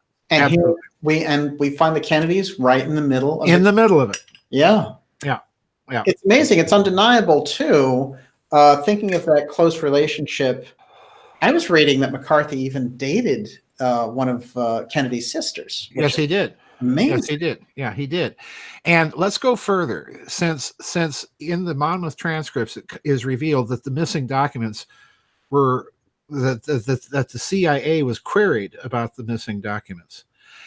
Why does JFK in turn then think that the CIA has UFO files? Yeah. My suspicion is it's coming from this precise point. This is where they got the knowledge base. This is where they got the CIA had knowledge access base. to the UFO file. Right. Yeah. Yeah. And Kennedy, when he gets in, he has that struggle, and we have the official records that are on record. I mean, this is not somebody's supposition. We have it on record that he's requesting the files. Yep. So he knows. Yeah, and how does he know? Yeah, that's the question. How does he know? Well, brother Bobby. Yes. So absolutely. And it's interesting to me when I think about Colonel Corso and some of the unusual roles that he had in government and the things he revealed before he died. One of the things he revealed is that on the UFO thing, yes, we built the X-15, and the reason we built it, the space plane that still holds the record as a space plane for a manned plane, was UFO recon. And who was it that I gave briefings on those to? RFK. And who did he give the briefings to? JFK. Yep.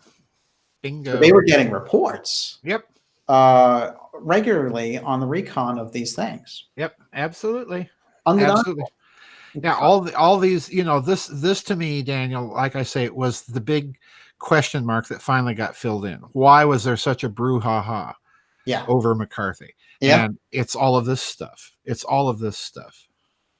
It is. I think that when you're pulling together McCarthy with Kennedy's, I'm feeling that they come in, it seems like, you always wonder, where do they get this knowledge base from? Because it seems like they understand the deep state, they understand the Federal Reserve aspect. And there's no doubt that Joseph Kennedy played this incredible role, being ambassador to the U.S., thought of as a presidential candidate himself before he made some complimentary comments about fascism. And that sunk his career completely. But we can see that he was a deep player himself. But still, this level of knowledge coming in, it seems to me that Kennedy's aware of the black budget. He's aware of the UFO file aspect. And he's aware of the exotic technology being out of the hands of the government. And let's not forget somebody else in this connection. Barry Goldwater. Yes. Let's not forget that he queries General Curtis LeMay about UFOs and Wright-Patterson Air Base, and is told very bluntly, don't ever ask me about that again. LeMay freaks out at him completely. Yeah, completely freaks out. Well, when does Barry Goldwater get his start? He's one of the freshman Senate class in 1952 and was a friend of, guess who? Senator McCarthy. Yes. Yep. Okay, right. Yeah, absolutely. So who knows? Maybe he picked something up, from some staff member of the committee. It's just, all these connections are there, and I'm not saying that these things actually happen, but since we're speculating, just following all of these trails, they're somehow coming back to Senator McCarthy. I never expected that to happen in my wildest days. He is, for the period, he's Mr. Transparency. Yes, he is. We were talking today, Olivia and I, about all the things that are happening around Assange and WikiLeaks, and how now Ecuador is really suspending his cover, and they're not going to give him that diplomatic cover. And so, all these things are coming out about it. And we were talking about how without WikiLeaks, the 2016 election would have turned out completely differently.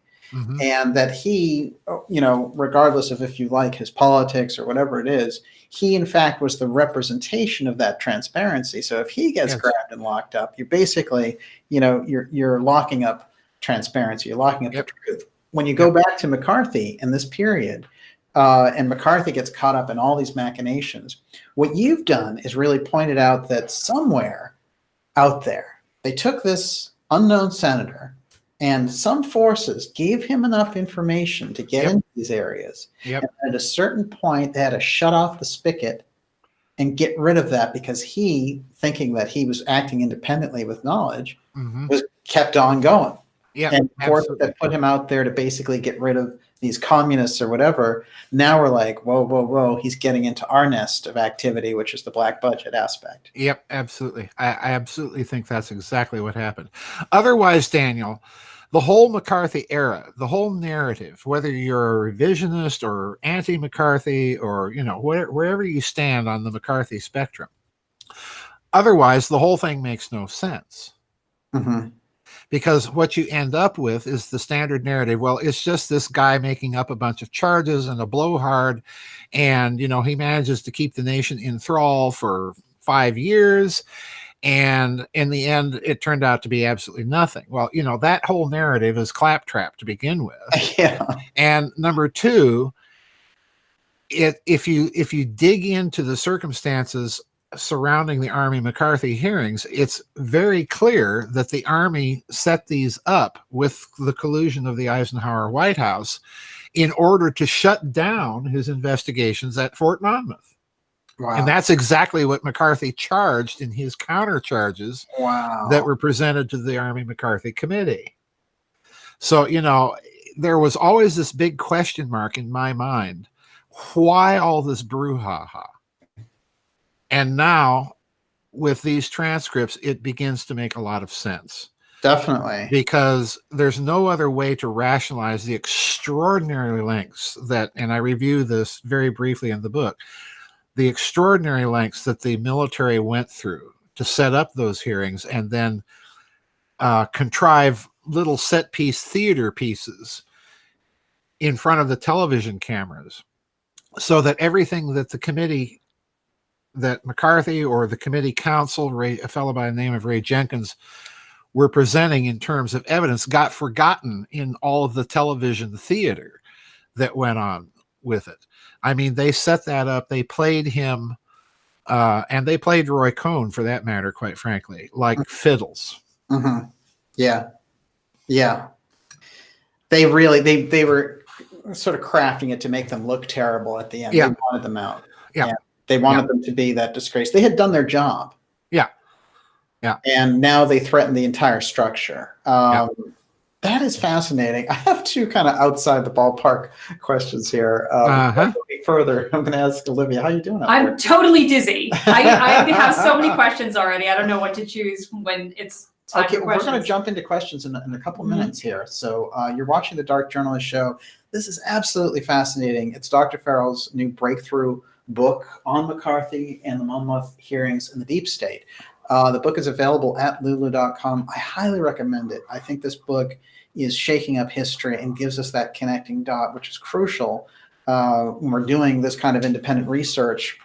And, you know, it starts to connect dots from a lot of different areas, from mainstream sources and independent sources, which I think is remarkable about this. And in fact, it's a quick read, but it's loaded with information. And so here's two outside the ballpark things. This base, which was so much at the heart of what the book is about and the McCarthy hearings relating to this Army base, obviously incredibly, incredible wall of secrecy going up around the activities there, and to a point where it's really, these hearings can help us get into some of that.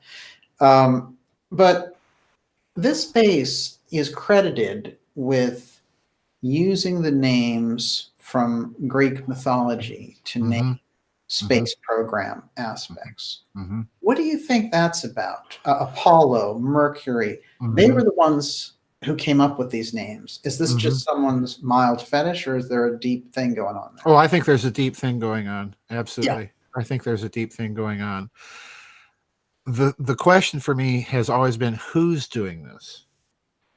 And I kind of lean towards the hypothesis of Richard Hoagland here, that you had within the nascent post-war space community, 3 different groups. And he calls them the magicians, the Masons, and the Nazis. Yes. And all 3 groups have their own esoteric lore behind them that invoke, the ancient gods, celestial magic and ceremonial magic and so on. It's coming from one of those three groups. And the reason I mention that is there's one final really, really, really, really strange bomb that McCarthy drops. And he doesn't even drop it in closed committee hearings. He drops it right at the end of his speech about General Marshall. And years ago, I read this, Daniel. I read both the transcript of the speech in the Congressional Record and the later book that McCarthy published, and basically kind of edited certain things in the speech and added a section about Pearl Harbor, because it's very clear that McCarthy thought that Pearl Harbor was a let it happen on purpose sort of operation. And he pins a lot of it on Marshall. But toward the end of this speech, Daniel, when I read this again, I was just flabbergasted that he would drop such a reference in the middle of a speech on the floor of the United States Senate. And I'll read it to you if I can find it, because it's just it's one of those things that is so bizarre that it boggles the mind. I can't wait to hear it. There were a number of different pages like that in this book. Well, yeah, it's this one is something that I have talked with you about in previous hang on here. There it is. I've talked with you about in previous interviews. One of the things, let's set up the context. One of the things that McCarthy went after Marshall about was in World War II, in August of 1944, General Marshall authorized an invasion, a full amphibious invasion of southern France. Operation Anvil is what it was called. And this perplexed the American military, it perplexed Churchill for that matter. What the heck are you invading southern France for? The Nazis are collapsing in France. They're running, hell-bent for leather back to Germany. And, why do we need to invade southern France? General Clark, the Allied commander in Italy, said, we can take those forces and push on into the Balkans and unhinge the Germans and prevent the Soviets from taking the Balkans. And that was Churchill's thinking too. Why the heck are you invading southern France? And this was McCarthy's question on the floor of the Senate. What the heck are we doing that for? It's completely militarily unnecessary. Okay. And you and I have talked about this. I forget when, it was a couple of years ago. Yes. In an interview. And I pointed out at the time that my suspicion had always been that Marshall was invading southern France because he had intelligence that Otto Skorzeny and a bunch of SS commandos were in the Languedoc in southern France, in and around the area of Rennes-le-Château, looking for something. They had a whole SS regiment in southern France, and incidentally, the regiment was the von Salza regiment, which was named after the founder and first Grand Master of the Teutonic Knights. Okay. Wow. That tells you a lot right there. That tells you a lot right there. And they're looking for something in southern France. And they apparently find it because Skorzeny allegedly telegraphs Heinrich Himmler, found it. We're getting out of here. Okay. Right. And because, the Americans are coming. Yes. And I've always suspected that Marshall had intelligence that Skorzeny was in southern France digging around looking for something. We better go in there and find out what he's looking for. Or they may have had a clue. Plus, you've got Roosevelt's little esoteric interest.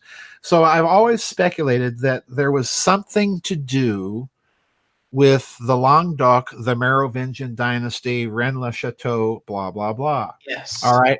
So listen to this little paragraph that McCarthy drops in to his speech on the floor of the Senate about General Marshall. This is Senator McCarthy. Quote, Can we foretell the next move on the timetable of the Great Conspiracy? It seems clearly indicated. Dean Acheson foreshadowed it the other day before the Russell Committee when he expressed his desire to have a ceasefire negotiated with the Peking Reds on the basis of the 38th parallel. This is in Korea. A ceasefire leaving the enemy in command of Korea north of that imaginary line that has occasioned the spilling of so much blood. And then, after the ceasefire, to have our friends on Formosa delivered behind the Iron Curtain by a jury stacked with the friends of international communism, and then have the question of the admission of Red China decided by the United Nations. While Acheson publicly proclaims he is opposed to the sellout, but privately continues to encourage our friends in the United Nations to prepare not only to bury the Republic of China, but to heap refuse on its grave. If that is the best that the perfidious Red Dean can offer us, I say let him come again. And here it comes, folks. Listen carefully. After all, we need not take what he or the mayor of the palace of the weak Merovingian himself brings us. Wow. Now, why is Senator Joseph McCarthy, notorious red baiter, making any sort of reference to Merovingians at all? Right, yeah. It's incredible. It's incredible. I suspect, number one, he's Roman Catholic. Number two, he's an educated Roman Catholic. Yeah. And number three, he's sending a message there that he knows exactly why we went into southern France when militarily it wasn't necessary. And that it had something to do with that whole... Yeah. You know, he's almost throwing away his whole career going after Marshall. Oh, yeah. Yeah. Yeah. That is a remarkable quote. It is totally remarkable. So many different angles. From so many different angles. It's incredible.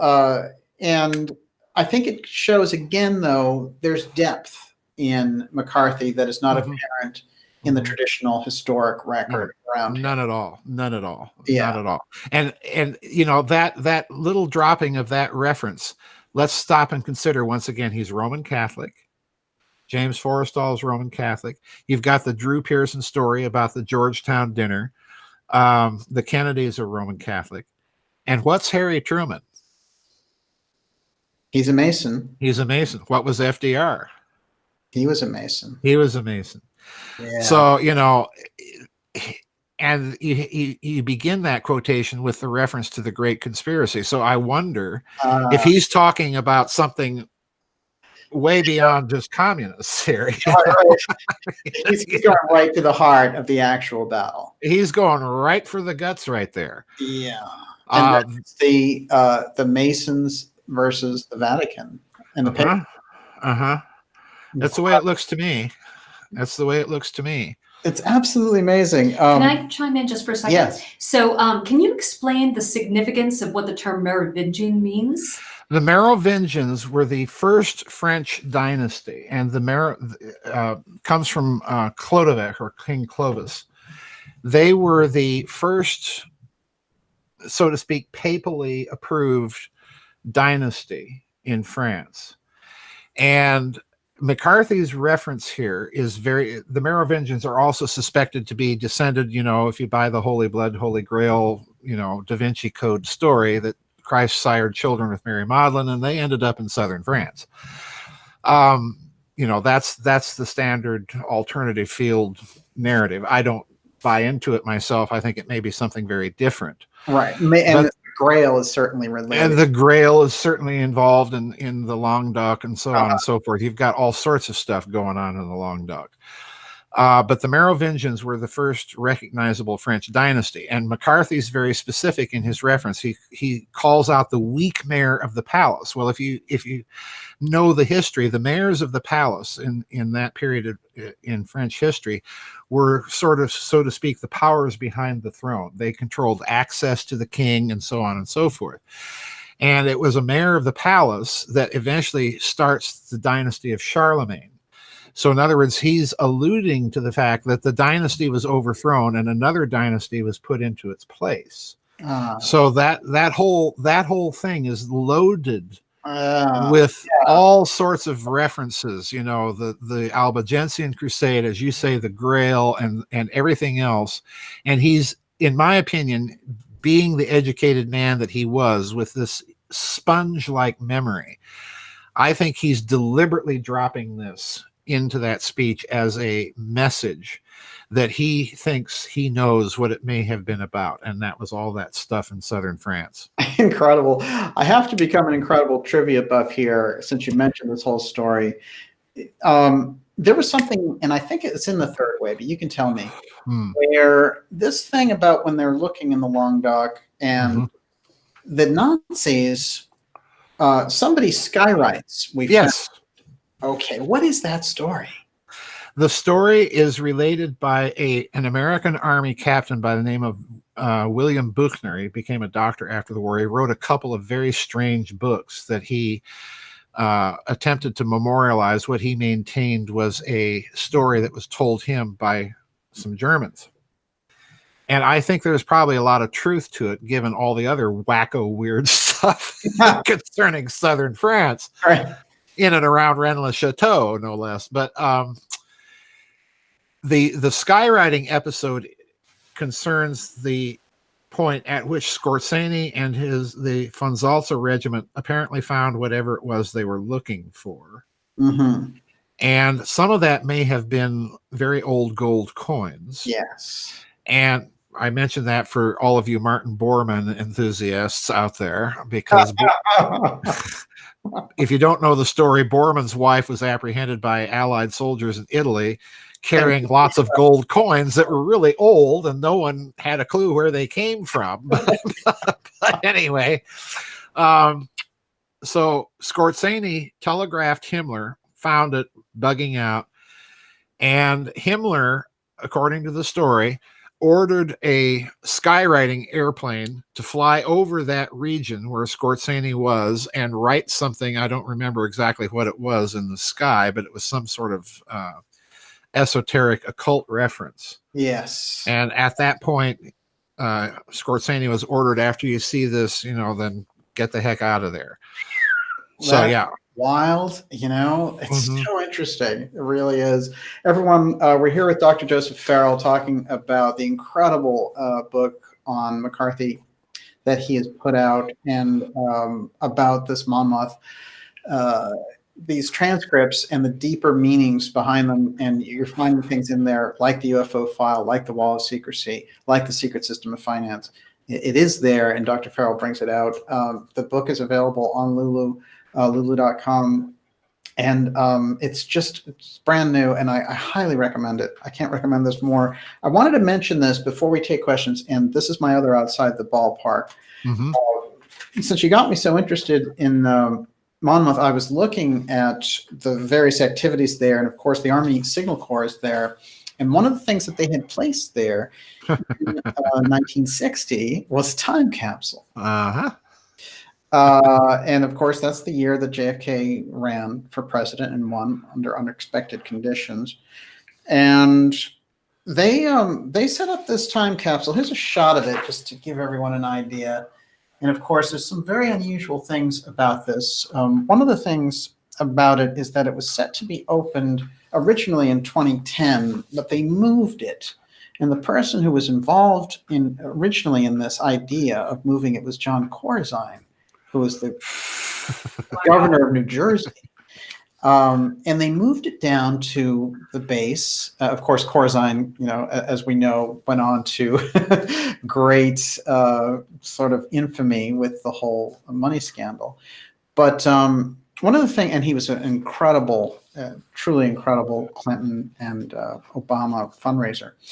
But one of the things that they did is they moved the time capsule to Fort Gordon in Georgia, which is near Augusta, Georgia. But one of the things that they have here is that the Centennial time capsule will be opened in 2060 on June 21st, which is in essence of the summer solstice. And they have, of course, this very interesting steganography throughout. Some of the interesting things they have is their logo their just hardcore imagery around this. That so much so that as I was getting into this, I was getting my mind blown by the story and then going deeper on the X aspect, which also shows up on the time capsule itself. And especially since we've done so much coverage on the series of time capsules, the idea being that when the stuff gets out there, they want their role disclosed. How do you read a time capsule being involved at Monmouth and people like Corzine sort of deflecting it and getting it? My suspicion is I'm reading it probably like you are with all of your X-steganography research, that this is another little clue that people are sending, messages out there that this has got something to do with this big long story that you've been outlining. And again, that stands to reason, because McCarthy, by dropping references to Merovingians in a speech on George Marshall, is clearly taking a long view of things. Right.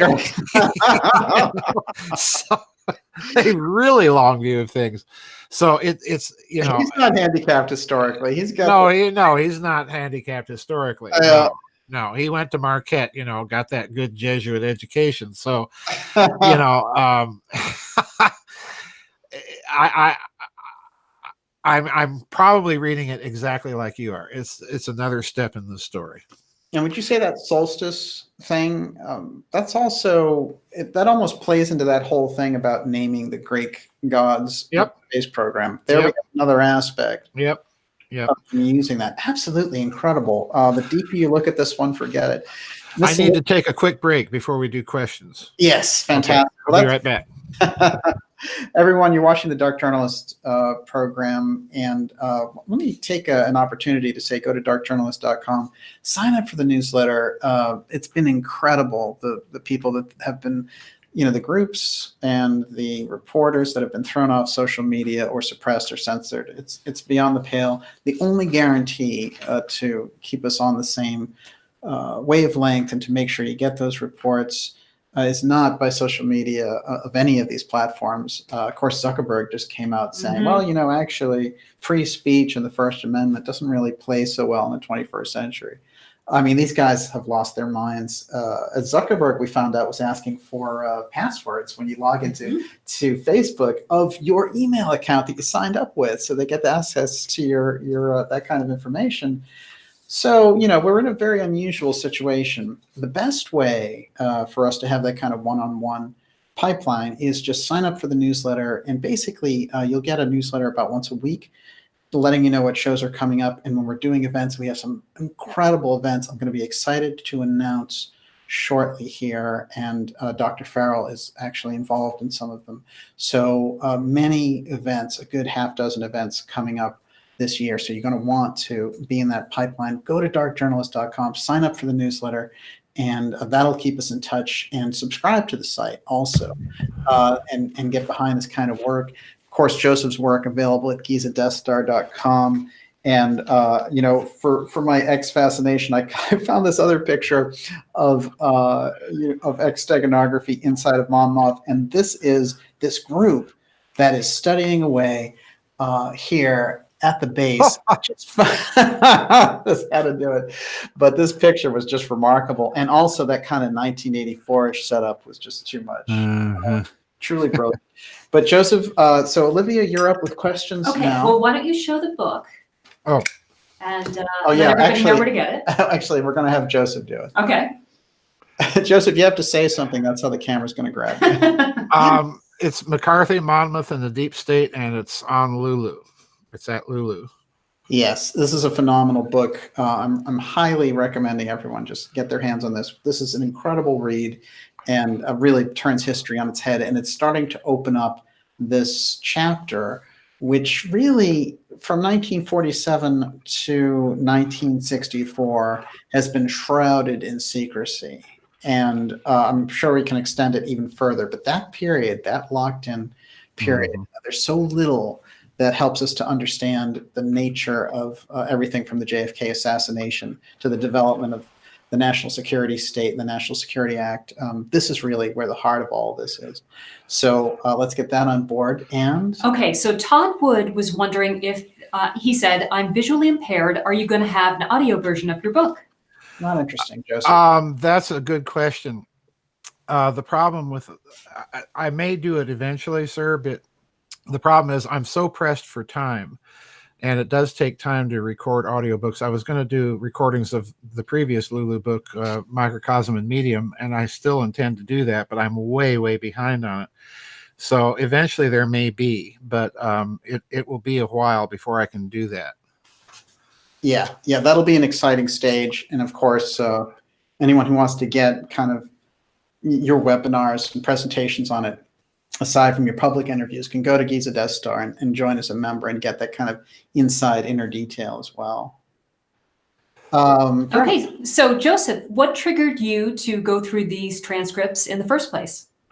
Well, I had intended, like I say in the book, I had intended to do a book on what I had been calling the committee era. All these committees, not just McCarthy, but McCarran and Kefauver and House Un-American Activities and the Reese Committee and so on. And so when I found out that the Monmouth transcripts were available, I sent off for them, expecting, I'm going to find the usual McCarthy stuff. Have you ever been or were you ever a member of the Communist Party or any member of a subversive organization that the U.S. Attorney General has determined to be subversive? And I declined to plead the fifth. Well, yeah, there's lots of that in these transcripts, trust me. But when I saw all of these bizarre references over and over again in these transcripts, I decided, no, I have to do this book precisely on these references because nobody has gone into these details. Absolutely, Arthur Herman, his study on McCarthy came out in 2006. Stanton Evans came out in 2010, I believe. And these are very good scholars, very capable scholars. But they completely ignore, it's as if they hadn't read these things. And you can kind of understand why they would, because they're not attached to the alternative research field. They're not looking at these details that appear in the transcripts from that perspective, which I think has to be done. Otherwise, you're ignoring crucial material information that changes the interpretation of the whole McCarthy saga. There's no question. Completely changes the interpretation and rationalizes it from my point of view from a much better perspective. Because otherwise, like I say, if you're dealing with the standard narrative of the man, then why was there such a brouhaha? All he was saying is we've got security risks in the government and we got to get them out of there. That's basically it. Yeah. So it's the story's deeper there. The story is deeper. Yeah, and that's why I decided to do it. Okay. So did McCarthy leave behind journals or files documenting all of this? Oh, wow. Great question. The problem with McCarthy's files was when he was censured and after his death, nobody knew where his personal files were. Right. It's as if they had completely disappeared. Well, when Stanton Evans wrote Blacklisted by History, which is the most recent book in terms of McCarthy scholarship, he revealed the fact that McCarthy had given his files or copies of his files to Ralph de Toledano, a famous conservative, political critic and analyst and so on. And de Toledano, in turn, prior to his death, turned them over to Stanton Evans. Evans, I believe, before he died just recently, turned the files over to the Library of Congress, which means we'll never see them again. But that said, I strongly suspect that McCarthy being, I mean, if you look at pictures of him in his office, his desk is piled. I mean, I think, you think my office looks messy. Look at his sometime. It is absolutely piled several feet deep with papers and binders and all of this stuff. And I strongly suspect that he had copies made not just for Ralph de Toledano, but most likely kept copies himself. His wife, Jean, probably made copies and perhaps turned them over to other members of his family. He had 3 brothers that he was very close to. So the McCarthy family still in Wisconsin may have some of these papers, but if they do, they're not talking. It's always been my suspicion that his personal files, it's not just Ralph de Toledano that got copies of it. I suspect some other people did, and I suspect one of them may have been Roy Cohn. Yeah, wow. And, who probably kept his own notes and journals. Right. Knowing Roy Cohn. Well, like you were saying, Roy Cohn did let out little pieces of truth in his books that are very unusual. Oh, yes. Showing that he had that kind of access. And his close relationship with Trump is undeniable political factor in the 21st century as an echo of this period. Oh, yes, absolutely. Absolutely. You've got the same, I look at the Miller investigation as sort of the Tidings Community version 2.0. It's the same thing. It's the same circus, No question. But I do think that there's somebody out there that we don't know that has copies of a lot of this stuff, and they're sitting on it, and God knows what's in it.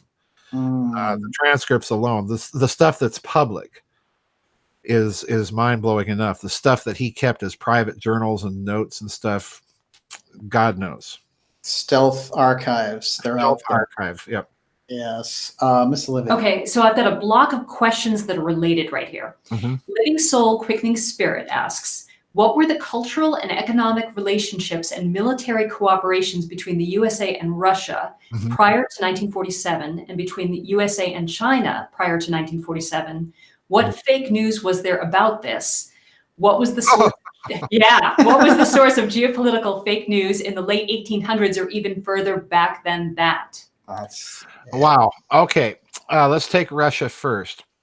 The Lend-lease program, and this comes out in the McCarthy transcripts. It comes out in the testimony of George Racy Jordan and his diaries and so on, was not only extensive, but a lot of very sensitive, super secret material like occupation money plates and uranium and other things were turned over to the Russians on the orders of Harry Dexter White and or Harry Hopkins. We do know this.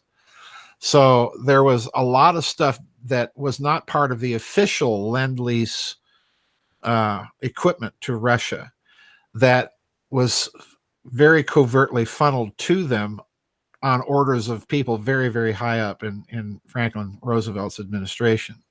I doubt very much that Roosevelt himself was aware of it. I can't, I don't like Roosevelt, never did like him. I don't like his politics, his policies, but I can't wrap my mind around him committing egregious acts of treason. I can't wrap my mind around that. Doesn't add up. It doesn't add up. I think, like all presidents, he's got his gatekeepers, and it's the gatekeepers that are really the powers behind the throne, and they're the ones orchestrating all of this stuff.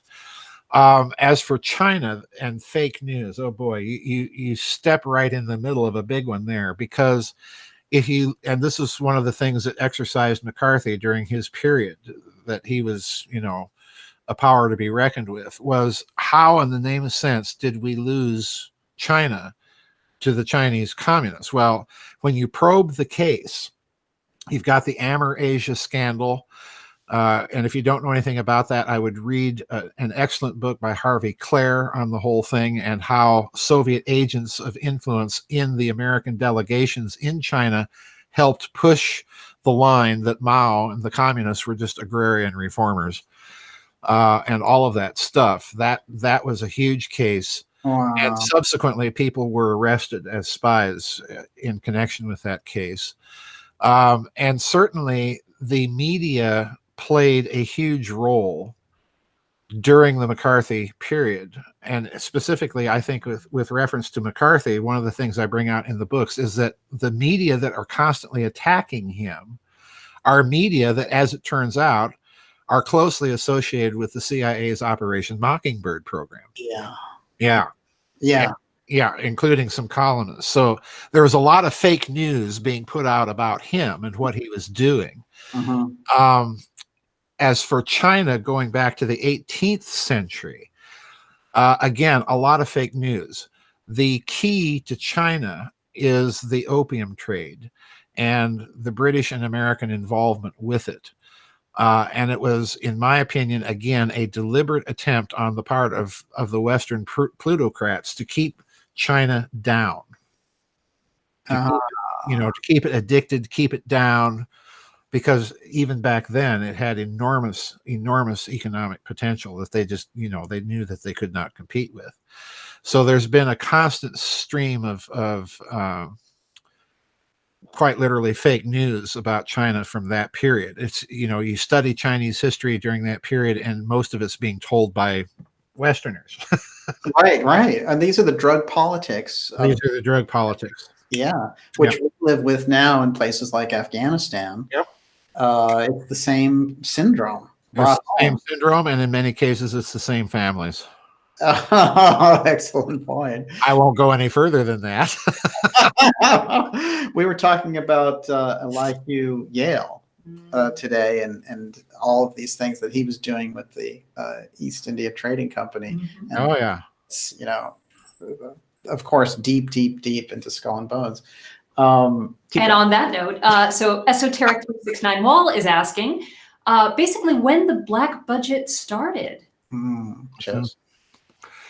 Well, I hate to tell you this, but I think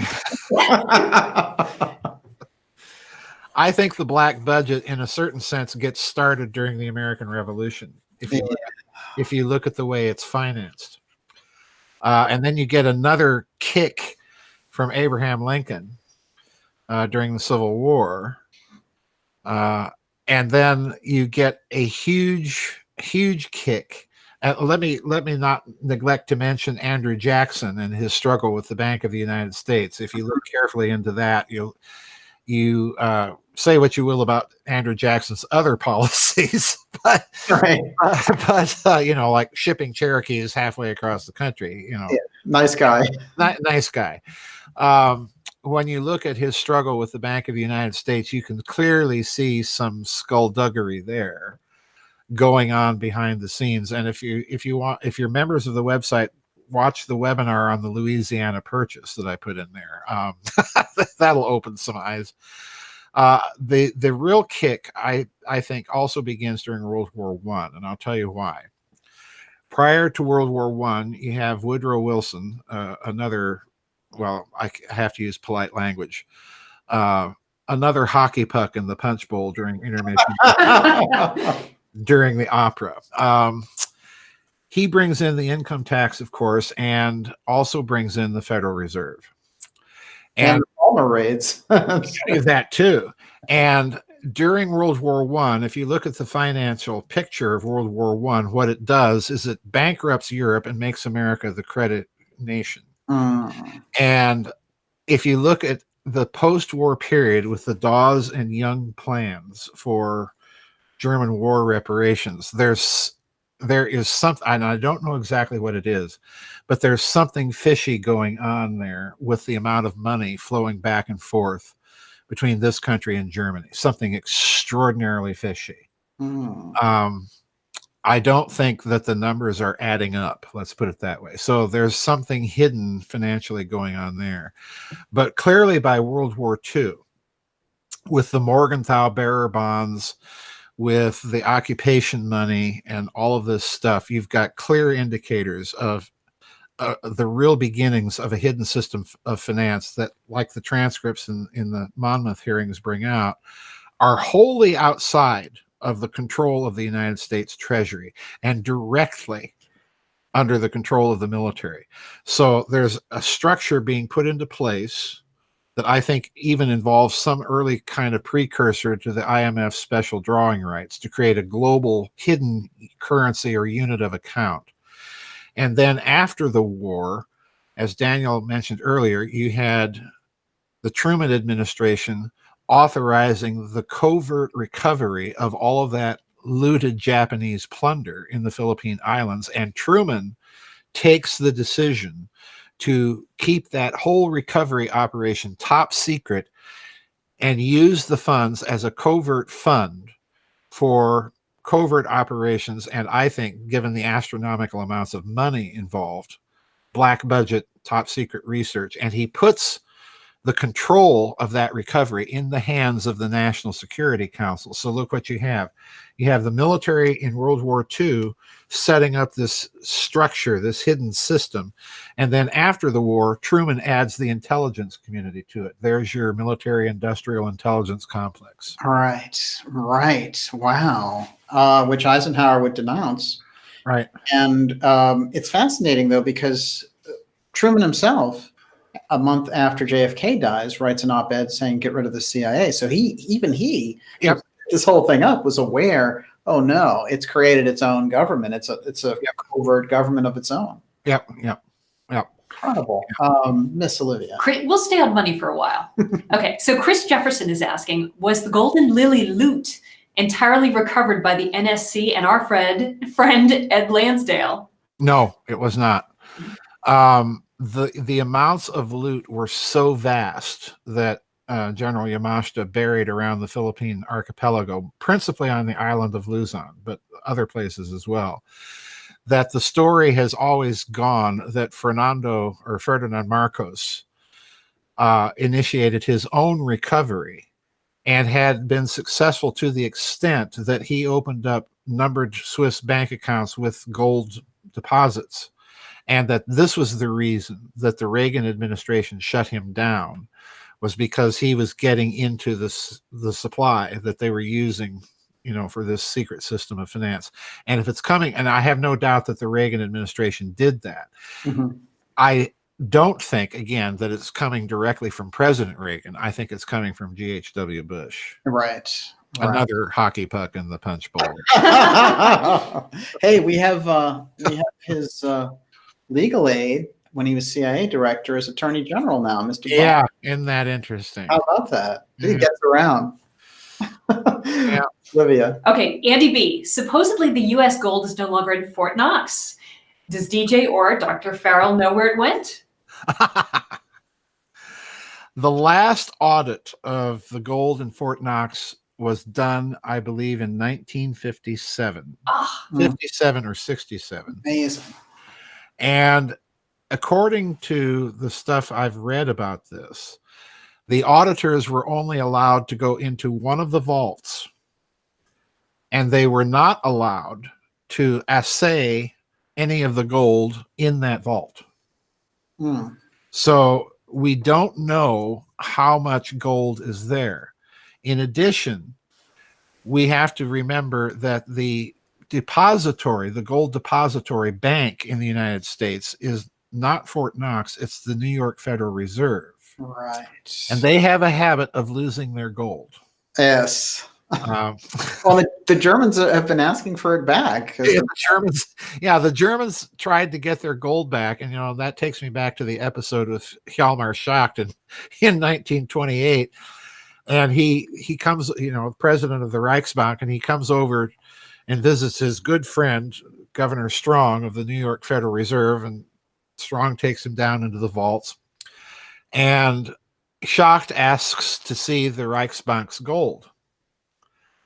And the staff goes out and comes back a few minutes later with this horrified look on their faces, and they inform the governor, and Hjalmar Schacht, well, we can't find it. And Schacht, this is this classic Schacht, and he writes about this episode in his memoirs. So, I'm citing his memoirs. He put it out there himself. Yeah, he put it out there himself. He turns to Strong and he says, "That's okay. I know you're good for it." This is an Iron Bank Game of Thrones kind of moment. And Schacht gets off with this very light sentence at Nuremberg, and people always wonder, what the heck, how did he manage to do that? And I to this day, you can't convince me otherwise that it's got something to do with the fact that the New York Federal Reserve just happened to misplace Germany's gold. Yeah. I'm surprised he wasn't found in his cell with the cyanide capsule that he got. Oh, how did that work? Well, it would be dangerous to do that with him. He was one of the sneakiest, whats that you can imagine. And right. And in the event of his death, He probably had his dead man's file somewhere. I mean, after all, we're talking about a guy that turns up as an advisor to Aristotle Onassis, that turns up as an advisor to President Sukarno in Indonesia, turns up in Egypt during the overthrow of King Farouk, and all sorts of interesting places at interesting times. Unbelievable. There's little Demorschild. Yeah, yeah, exactly. I mean, if you think oil and grease, think Hjalmar Schacht. Amazing. Miss Olivia. Okay, I've got another kind of block of questions. Yes. Ghost Recon. Is the breakaway civilization a counterbalance of power to the banksters, or are they under the banking thumb too? Oh, that's a good question. Let me put it this way. If you're setting up a hidden system of finance, you're going to have the participation of the major prime banks of the Western financial system. I think that's clearly indicated. Hong Kong, Shanghai Bank, Royal Bank of Scotland, Imperial Bank of Canada, Federal Reserve, all of it. But I do suspect that it is a counterbalance in the sense that Don Corleone is a counterbalance to the other Dons at the table. Yes. Right. There are no good guys. There are no good guys. Right. Miss Olivia. Okay, so to what extent can the latter-day residue of the Nazi deep state apparatus, the Nazi International, be tied to the 21 trillion that has washed through the Pentagon? I think, oh boy, what a question. That's a whole show. That's a whole show. Let's put it this way. I definitely think that there are indicators of some sort of ongoing international economic financial war between this country and Germany. And squatting right in the middle of it all is Deutsche Bank. And the reason I think that is that it's Deutsche Bank that put a lot of those very strange puts prior to 9/11. Oh. Ugh. It's Deutsche Bank that is behind many of the banking failures in Italy. It's Deutsche Bank that ended up holding a lot of the credit default swaps and derivatives after the 2008 financial bailouts. I suspect that it is all pervasive. Now, in connection to the 21 trillion, I don't see as yet any direct connection there, other than it's very intriguing to note that the Pentagon's auditing and accounting processes are entirely in private corporate hands. Mm-hmm. And once you start looking at those corporations, Lockheed Martin, the whole 9 yards, once you start looking at those large defense contractors, you start to see how they're all kind of carefully interlinked, and you have certain banks with their fingers in it. Chase Manhattan, again, Hong Kong, Shanghai, Royal Bank of Scotland, Deutsche Bank, Commerzbank, Banque de Paris, Pays-Bas, and so on and so forth. So you've got a lot of networked connections there that I think are capable of concealing that kind of money, and that are also capable of manipulating markets in a variety of underhanded ways. Yeah. Oh, yeah. Well, I might think that something along this line might be more related to like BCCI. Yes. Yes. Yes. BCCI is squatting right in the middle of all of this. Another famous bank, Nguyen Hand Bank in Australia back in the 70s, is another one of these banks. The savings and loan scandal, I think, is connected to this. These major banking failures, and by the way, BCCI is connected to a fellow by the name of Adnan Khashoggi. Oh.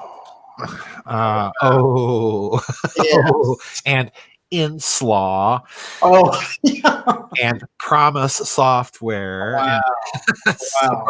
Yeah. Now that picture comes clear. I've been that just focused a lot of blurry stuff, but I've been working on a very special episode about Khashoggi, and I want your input on that one because he is somebody I think that we don't understand in terms of impact. But this was literally the richest, most powerful man in the world. At a certain go back and read The Third Way and the affidavit of Adnan Khashoggi to the House committee that was probing Inslaw. Yes. Yeah. Yes. Excellent point. I will. That's an incredible book, by the way, and is the perfect precursor to this one. So, what's great about The Third Way is you get the history of CERN in there. And, this is crucial because, as we know, with that CERN connection, we've got people from the Warren Commission setting it up. Yeah, and the Nazi behind it all, right, was a fellow that was an advisor to several post-war German chancellors. An advisor. Yeah, and it is remarkable, I think, to think about how CERN operates in this kind of sovereign void where nobody can really get a handle on it, legally or otherwise. It has that quality, just like those banks do, of this kind of independent entity that operates in its own. Well, if CERN can get loans, if it's authorized in its sovereign status to get loans, that means it's putting out sovereign securities. On what? And if so, where are they? I haven't seen any CERN bonds trading on any markets that I'm aware of, but yet that's in its charter. Well, it's probably Higgs boson currency. Yeah. Unbelievable. And that's John J. McCloy that you brought out as having the signature. It's setting up CERN there back in the late 1950s. Miss Olivia. Anxious Squirrel wants to know, can this factional struggle in government be aligned in any way to battles between the mystery schools? Oh, yeah, I think so. Yeah. No question. Yeah, the reason why is, again, I kind of take the Hoagland hypothesis here and his idea that you've got three sort of hidden esoteric factions with their own agendas within NASA, the Masons, the magicians, and the Nazis. And they all have their own definite esoteric backgrounds. I mean, it's very clear that the Masons do. And the Nazis, they're they're involved in their own versions of esoterica. So I think you're looking at like you're bringing out in this steganography I can't pronounce it, steganography series that you're looking at something that's very, very old, and at certain times these factions rise and then they seemingly disappear.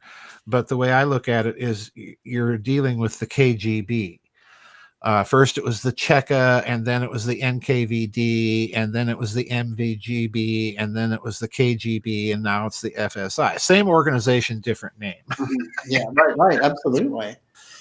There's a book that you did, which is we did an episode on, which Thrice Great Hermetica. Yeah. And the the richness of this kind of mystery school thread through things like the Venetians and the control of money then, I think is something that's crucial to understand Columbus and the Templars and this whole aspect of early America too. So it is an old thing. Yeah, talk about steganography. Just look at the occult symbols on currencies, on currencies or on coins. There's symbolism all over the place on most major nations' currency of some sort, and that's a clue. That's a clue as to what these people are and what they're really about. No question. There's a kind of spell in action Mm-hmm. Yeah, Yeah, absolutely. they're amulets, they're talismans.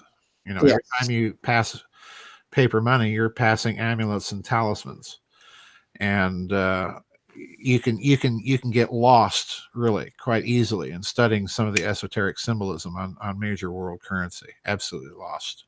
It's fascinating because one of the things, this is so interesting, and we'll go into another show, but Vice President Henry Wallace had a big role in getting the actual American seal on the back of the dollar. And what it had before Wallace got his hands on it, it was an X. They actually had X steganography on the back of the dollar bill. Yep. Yeah. And what he did, introducing the seal with the pyramid and all that from the original American Revolution. I mean, that is esoteric stuff.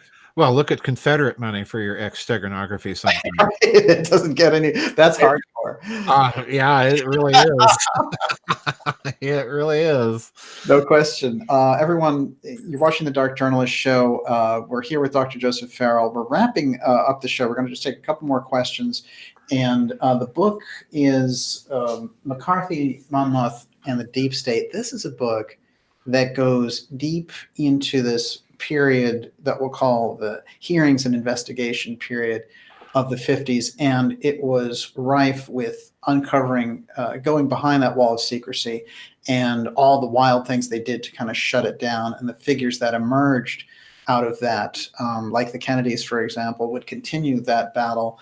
And on the other end of the spectrum, people who were surviving inside of that swamp, like Roy Cohn, would go on to set up the current president and be his political mentor and really give him that down low on what was going on here. So this is just an earth-shaking piece. Now, there's a large UFO file, and there's a large exotic technology implication to this book as well. So I think in that sense, it's such a breakthrough. It's not only historical in terms of the picture, but in terms of that deeper picture. So everyone, highly recommend it. Lulu.com is where the book is. It just came out, and this is something that you need to have on your bookshelf. Miss Olivia. There are the most fantastic questions, and I'm never going to be able to get to them, and it's so frustrating. We're just going to have to have Dr. Farrell back. Absolutely. Okay, so these two are linked. A cult fan wants to know what Dr. Farrell means about these clear occult/esoteric objectives. And David Donaway says, does esoteric magic run the world via its law and money systems? Wow. Well, the agendas, I think, depend on which occult group you're talking to. But ultimately, they have one thing in common, as far as I can tell, and that's a certain kind of anti-Christianism. I don't know how to put it. They all have an agenda to remake civilization and get rid of that last 2,000 years of history to a certain extent.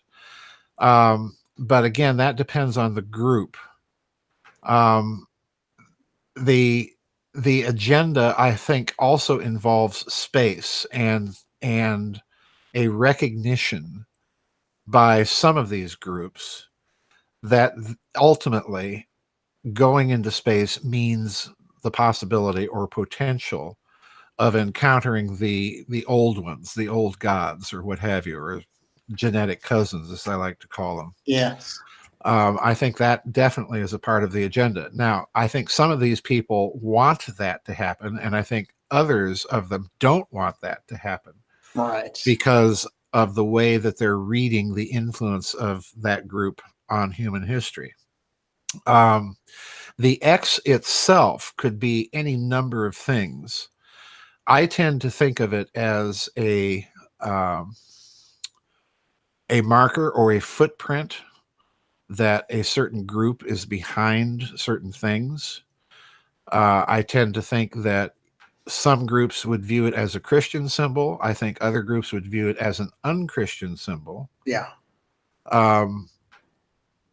It depends on the group you're talking about. That's what makes this difficult, because you know, within Masonry itself, you've got the Blue Lodge, you've got the York Rite, you've got the Scottish Rite.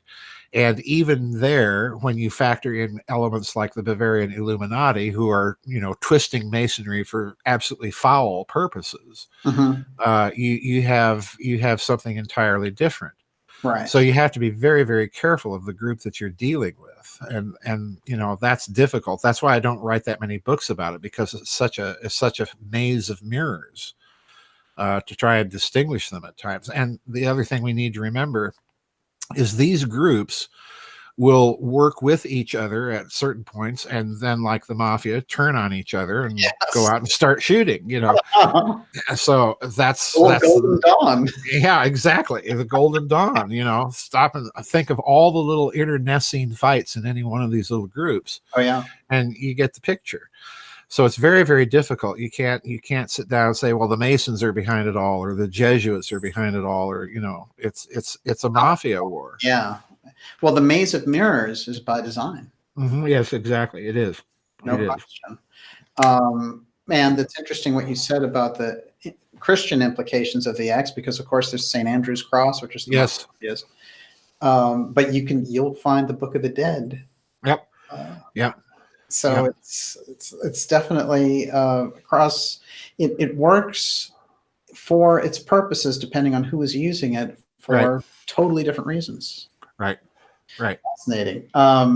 Miss Olivia, let's do the last question. Ooh, I'm not ready for the last one yet. I just want to follow up on this one. A cult fan wanted you to clarify. Are you implying Christian is anti-space? No, not at all. No, not at all. My view would be more like C.S. Lewis's view, that it is something that inevitably, by the nature of the case, will involve those ancient ones. And the record is fairly clear. Some of those ancient ones are not too good, and some of those ancient ones are really good. So again, it's a case of you shall know them by their fruits, I guess. But no, I would not think that Christianity is against this, because if you look at people like St. John of Damascus, or in the Middle Ages Thomas Aquinas or Albertus Magnus, they're speculating all the time on alternative life forms, bodiless intelligences, and so on and so forth. So, this is something that's been in Islam too. They have a whole tradition of this type of speculation on intelligences that are higher than we are, and that inhabit some realm that's kind of sidereal to the material world. So, I don't see that at all. Fascinating. That made me think of Swedenborg and his Swedenborg, yeah. Yes, those journeys to other planets. Giordano Bruno, people like this. Wow. It's there, and certainly in esoteric Judaism. Buddhism has a whole pantheon of stuff dedicated to this. So, Christianity is not unusual in that. Enoch's there in space. Yeah, exactly. Read Enoch. This one interesting thing there I wanted to bring up. It's just a short snapshot, and it's a very deep subject. But your Tower of Babel moment metaphor always grabs me, and you've used it in books and in conferences, and whenever you've talked about that, I think it's a fundamental principle to be understood. Can you just give us a little flash of what that is? Well, I use the Tower of Babel moment to symbolize that stage in human history. If you read the biblical account, there's Mesopotamian accounts and so on and so forth, but if you read the biblical account, it's very unusual in that most of the time you're sitting down, you're reading the Old Testament, and God intervenes in the affairs of man. And usually the case is, well, he's intervening because humanity is going in some direction that's considered sinful. But the Tower of Babel story is unique in that it does not say that. Right. It says, well, if they finish this project, they will be able to do whatsoever they imagine to do. So we better go down there and put a stop to it.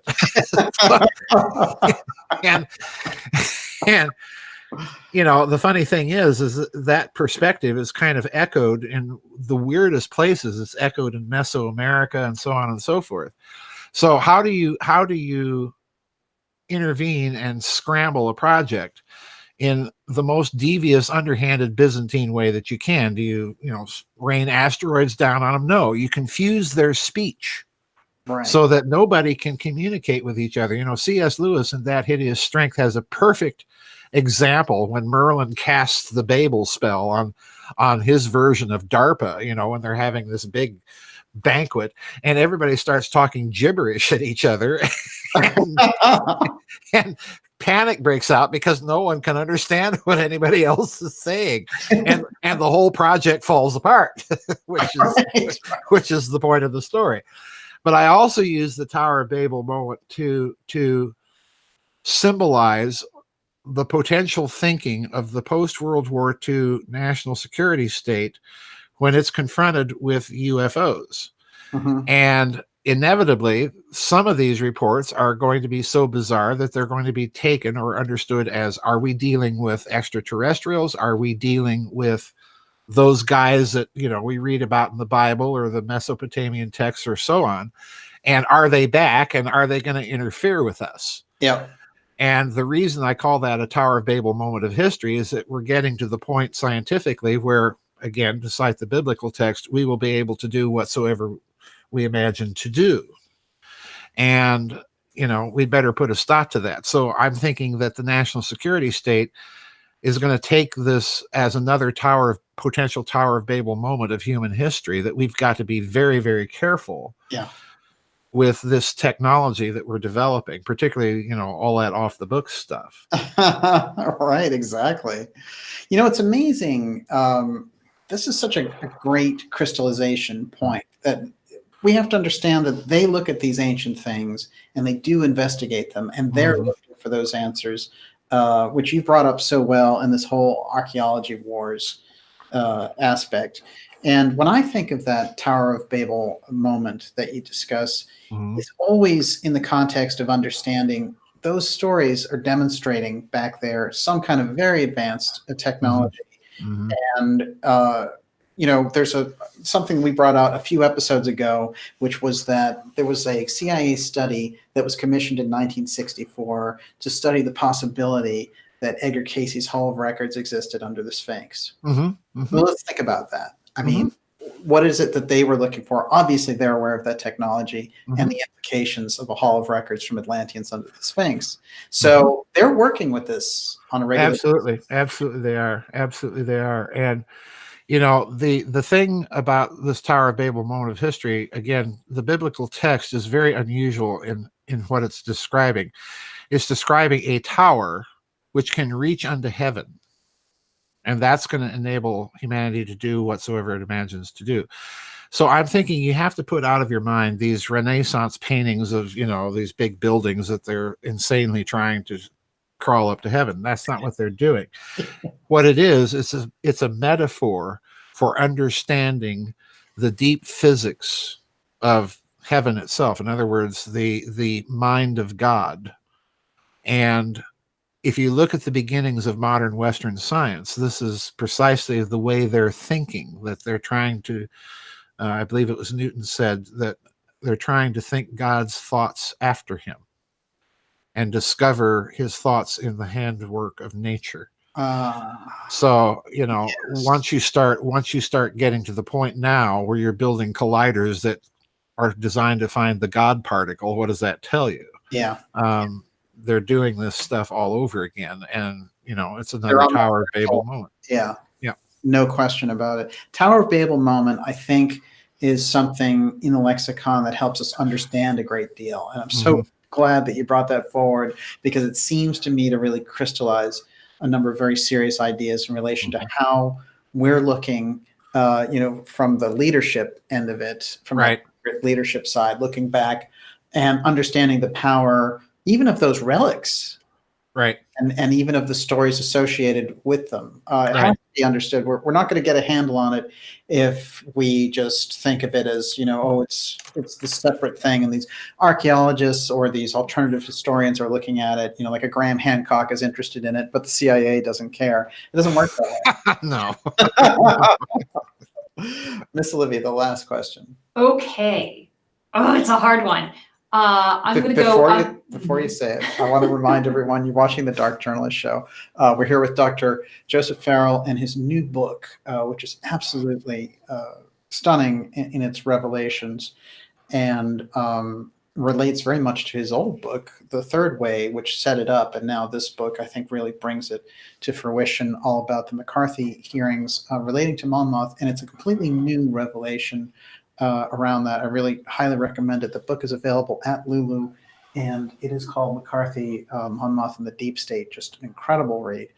And with that in mind, Miss Olivia? Okay, I'm going to go with geopolitics. Jack Harper, please ask Joseph, if the Nazi International is still operating, why have they allowed mass migration into Europe if presumably they still retain their old ideology? Oh, excellent question. I do believe it's still operating. And the Europe scenario is one that I have entertained an unusual hypothesis. Okay. And the hypothesis is that Europe, the European Union, needs a culture of its own. In other words, they're trying to create a backlash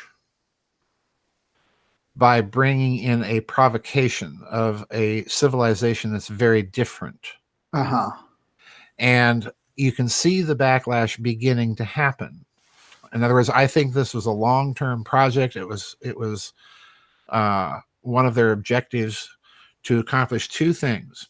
Number one, get rid of the last vestiges of Christianity in European culture. And two, to do so in such a way that it will provoke a backlash to move Europe away from that, but at the same time, give it an identity, a secular identity that is not Islamic, that is not Eastern European, that's not American or anything identifiable, but to create a backlash of loyalty to the Union itself. Now, I think the signs are very clear that that whole agenda has fallen apart.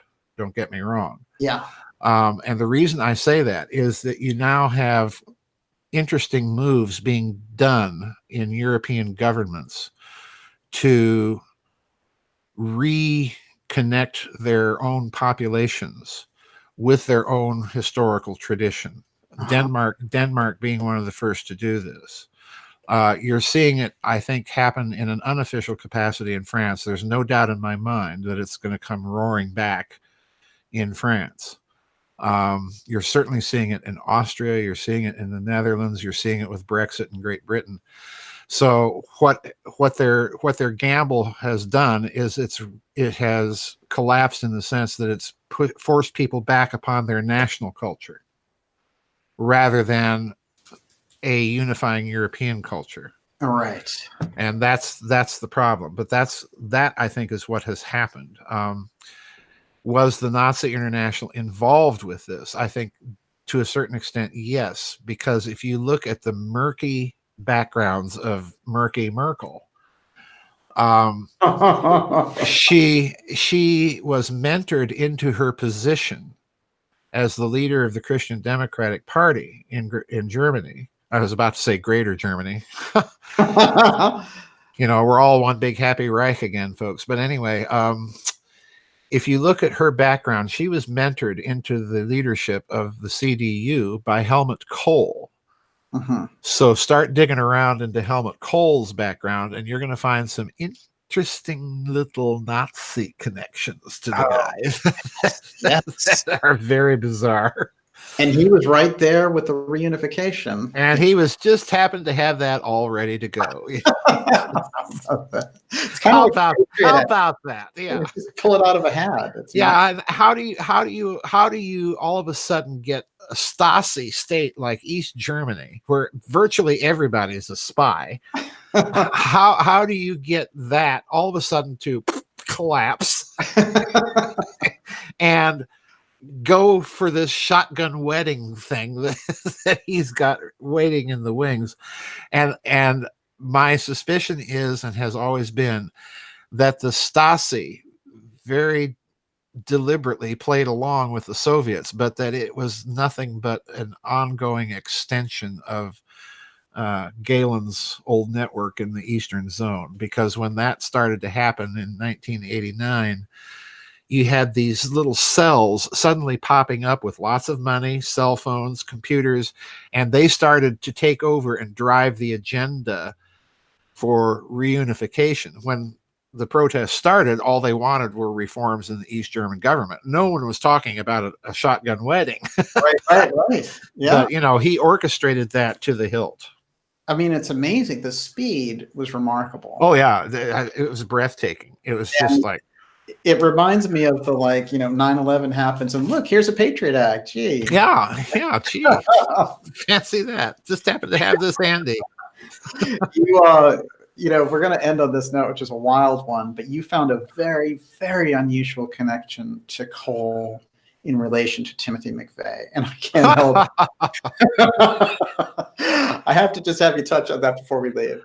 Well, I was living in Tulsa, Oklahoma at the time of the Oklahoma City bombing, and I got this call from some friends, turn on the TV now, So I did, and I watched it all day, and I watched the reports changing, but the connection to Kohl with Timothy McVeigh was in Tulsa, Oklahoma. There's this strip club on Sheridan Avenue called Lady Godiva's, and Timothy McVeigh was often seen in this club with a companion by the name of Andy the German. Andy the German, his real name was Andreas Strasse Meyer. And Strasse Meyer was the quote-unquote security chief for one of these white Aryan militant Christian something or others that is based in a little town just outside of Roland, Oklahoma, which is right across the border from Fort Smith. And he was their security chief. And on the day that the Oklahoma City bombing occurred, a number of people said, you've got to round this guy up. Strasse Meyer was arrested on Interstate 40, just outside of Roland, by a local deputy sheriff. He was traveling without, like Timothy McVeigh, without any plate. He was pulled over. He was arrested, taken off to jail. And he had this attaché case with him. And the sheriff wanted to know what was in it. And Andy the German says, well, you can't open that. It has diplomatic immunity. So, the sheriff thinks, yeah, right, off to jail. So off he goes to jail. And then pretty soon this sheriff starts getting calls from a lieutenant general in Fort Benning, Georgia, another general in the Pentagon, from Governor Frank Keating. And all of these people are telling him, you've got to release him right away. He has diplomatic immunity. And eventually the sheriff does this. I mean, the pressure on him was just enormous. So eventually he releases Andy Strasse Meyer, who then disappears at the same time that the FBI puts out a bolo alert, pick this guy up. And incredible. At that point, the FBI, they launched a nationwide manhunt for Andreas Strasse Meyer, who simply disappears. Well, he turns up eventually in Berlin, where he gives a press conference. Say, well, I'm right here in Berlin, here I am, FBI, come and get me, blah, blah, blah. Well, it turned out that Andreas Strasse Meyer was a captain in the Bundeswehr. That's the German army. He was a graduate of the Hanover War Academy. That's kind of the Wehrmacht. I mean, the yeah, the Wehrmacht, the Wehrmacht West Point. Truth there. Yeah, a Freudian slip, folks. You know, it's like the old Tom Lehrer song, the Wehrmacht. I mean, the Bundeswehr. But anyway, he was a graduate of the German version of West Point. He had trained in commando tactics, and the clincher is his father was a member of the German parliament and a member of Chancellor Kohl's cabinet. Wow. As a minister without portfolio in charge of the plan for German reunification. Incredible. Andy the German. Andy the German. And his lawyer in this country was the notorious Kirk Lyons, who was that lawyer that, you know, was the attorney of record for all these little neo-Nazi groups around the country. And on, you know, the clincher is on one occasion, Strasse Meyer was actually seen entering an American federal building using the key security code punch.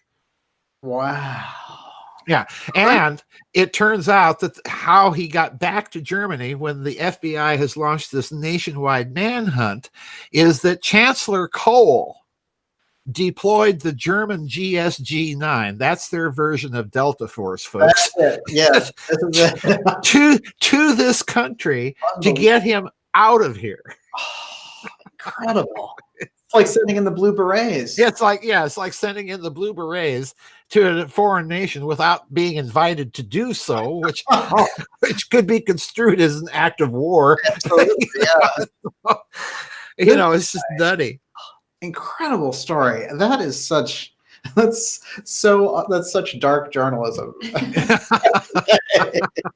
Yeah, it really is. It's very hard of it. That's an incredible story. Amazing stuff. Thank you so much for being with us. Thanks for having me back, Daniel. Enjoyed it. We actually have more viewers right now than we have had online, and we could just keep going. I know that's just the nature of the thing. But it's been incredible. Of course, the book is McCarthy, Monmouth, and the Deep State. There's so much detail in there that I hope to get you back on to talk about it. Sure. More. And, there's a lot of implications, and I can only imagine that there's some follow-up that you'll be doing on this because eventually, yes. I had a feeling, but you've opened up a lot. We're working on that now. Can I sneak in one Yeah. question? Uh-oh. Okay. Sure. All right. Just because there were so many great science questions we didn't get to. So David Tormina wants to know, Joseph, do you agree that Einsteinian quantum physics is just a cover story for ether-based Tesla scalar beam tech? Well, Einstein had difficulties with quantum mechanics, as I'm sure most people are aware. Aspects of the standard model of quantum mechanics, I do think, can be made to be adaptable to a theory of the ether. And the reason I say that is that if you look at a British physicist by the name of Paul Dirac, D-I-R-A-C, if you look at his version of quantum mechanics, in effect, what you have is a quantum mechanics version of ether theory. So I think it can be done from that perspective. If you approach it from the standpoint of vector analysis, I think it can be rationalized with the right kind of mathematics to some of that stuff as well. If you employ, quaternion geometry and stuff like that. So yeah, but I'm hedging it here because I don't know exactly what's in your mind when you say Einsteinian quantum physics. I think aspects of entanglement and non-locality are clear indicators of a kind of an ether physics, because that, that's the most bizarre aspect of quantum mechanics. And if you look at it from the standpoint of information theory, what you're really talking about is a field of information. And once you put it in those terms, then you're square back to this idea of an ether. Absolutely. Well, we'll make everyone happy, and we'll have you come back on and talk about Gabriel Crone. Oh, I left General Electric out of the Monmouth stuff. We're gonna It's in the book, folks. But right, exactly. Start there. Start with the book. Joseph, thank you so much. It's great to see you. And you said that thing about cold medicine. I've never seen you in more rare form in my life. So well, I'm still as high as a kite. And I am because I don't know what it is with me, but my body, any sinus medicine just absolutely makes me loopy. I'm up here having a good old time. Well, you did fantastic. It's amazing information. Of course, your work is available at giza-star.com, and just incredible, remarkable information. Thanks so much for being with us. And you're more than welcome. It's fantastic to see you. And thank you so much, everyone who's out there. Great questions tonight, David Termina. Lee Veltman, I see Lee is out there. Of course, Kate, Deep State Kate, fantastic. Great to see you, Groovy Bean. Thank you so much. And Charlotte Knight, thank you for coming out. Matt Jones, just a great crowd tonight. Nimza is out there. Walter Bosley was Walter in the chat. Bosley, fantastic. Hello, Walter. Walter, nice cover, Walter, for Joseph's book. BB is out there as well. And we will see everyone next week. We're going deep into the hot zone, as we will be for the next 4 episodes. Of course, in the very heart of the hot zone. So I want to remind everyone, go to darkjournalist.com, sign up for the newsletter, stay in touch with us. And that's really, with all of the incredible censorship and just throwing people left and right off of social media, it's a remarkable thing to view. So make sure that we have that pipeline going on. And of course, the question of the night is the last question of the night, and it's, Miss Olivia, what's for dinner? They have been taunting me with the words like taco and salsa. So, no, I'm starving. I've been starving for the last half hour. We've got to go get Mexican while we still can. I think taco is a good way to end the show, actually. Thank you so much, everyone. And we will see you next week on Friday. And we're going deep into the hot zone, which is all going to culminate with my live show with Graham Hancock on May 25th here in Cambridge. And it's a sold out show now, but we're working on getting some streaming for that show, possibly for parts of it. I can't promise anything yet, but we're looking at it. And but we're definitely going to have Graham on the show as well. And we're going to have Joseph come back. And the spring is looking fantastic because we'll also have Catherine Austin Fitz on the show, and Gigi Young. And it's just going to be remarkable. So thank you so much. And we will see you next week. Thanks, everybody. Have a great night. Taco. Oh, starving. Are we out? We will be in about 3 seconds. 3 seconds?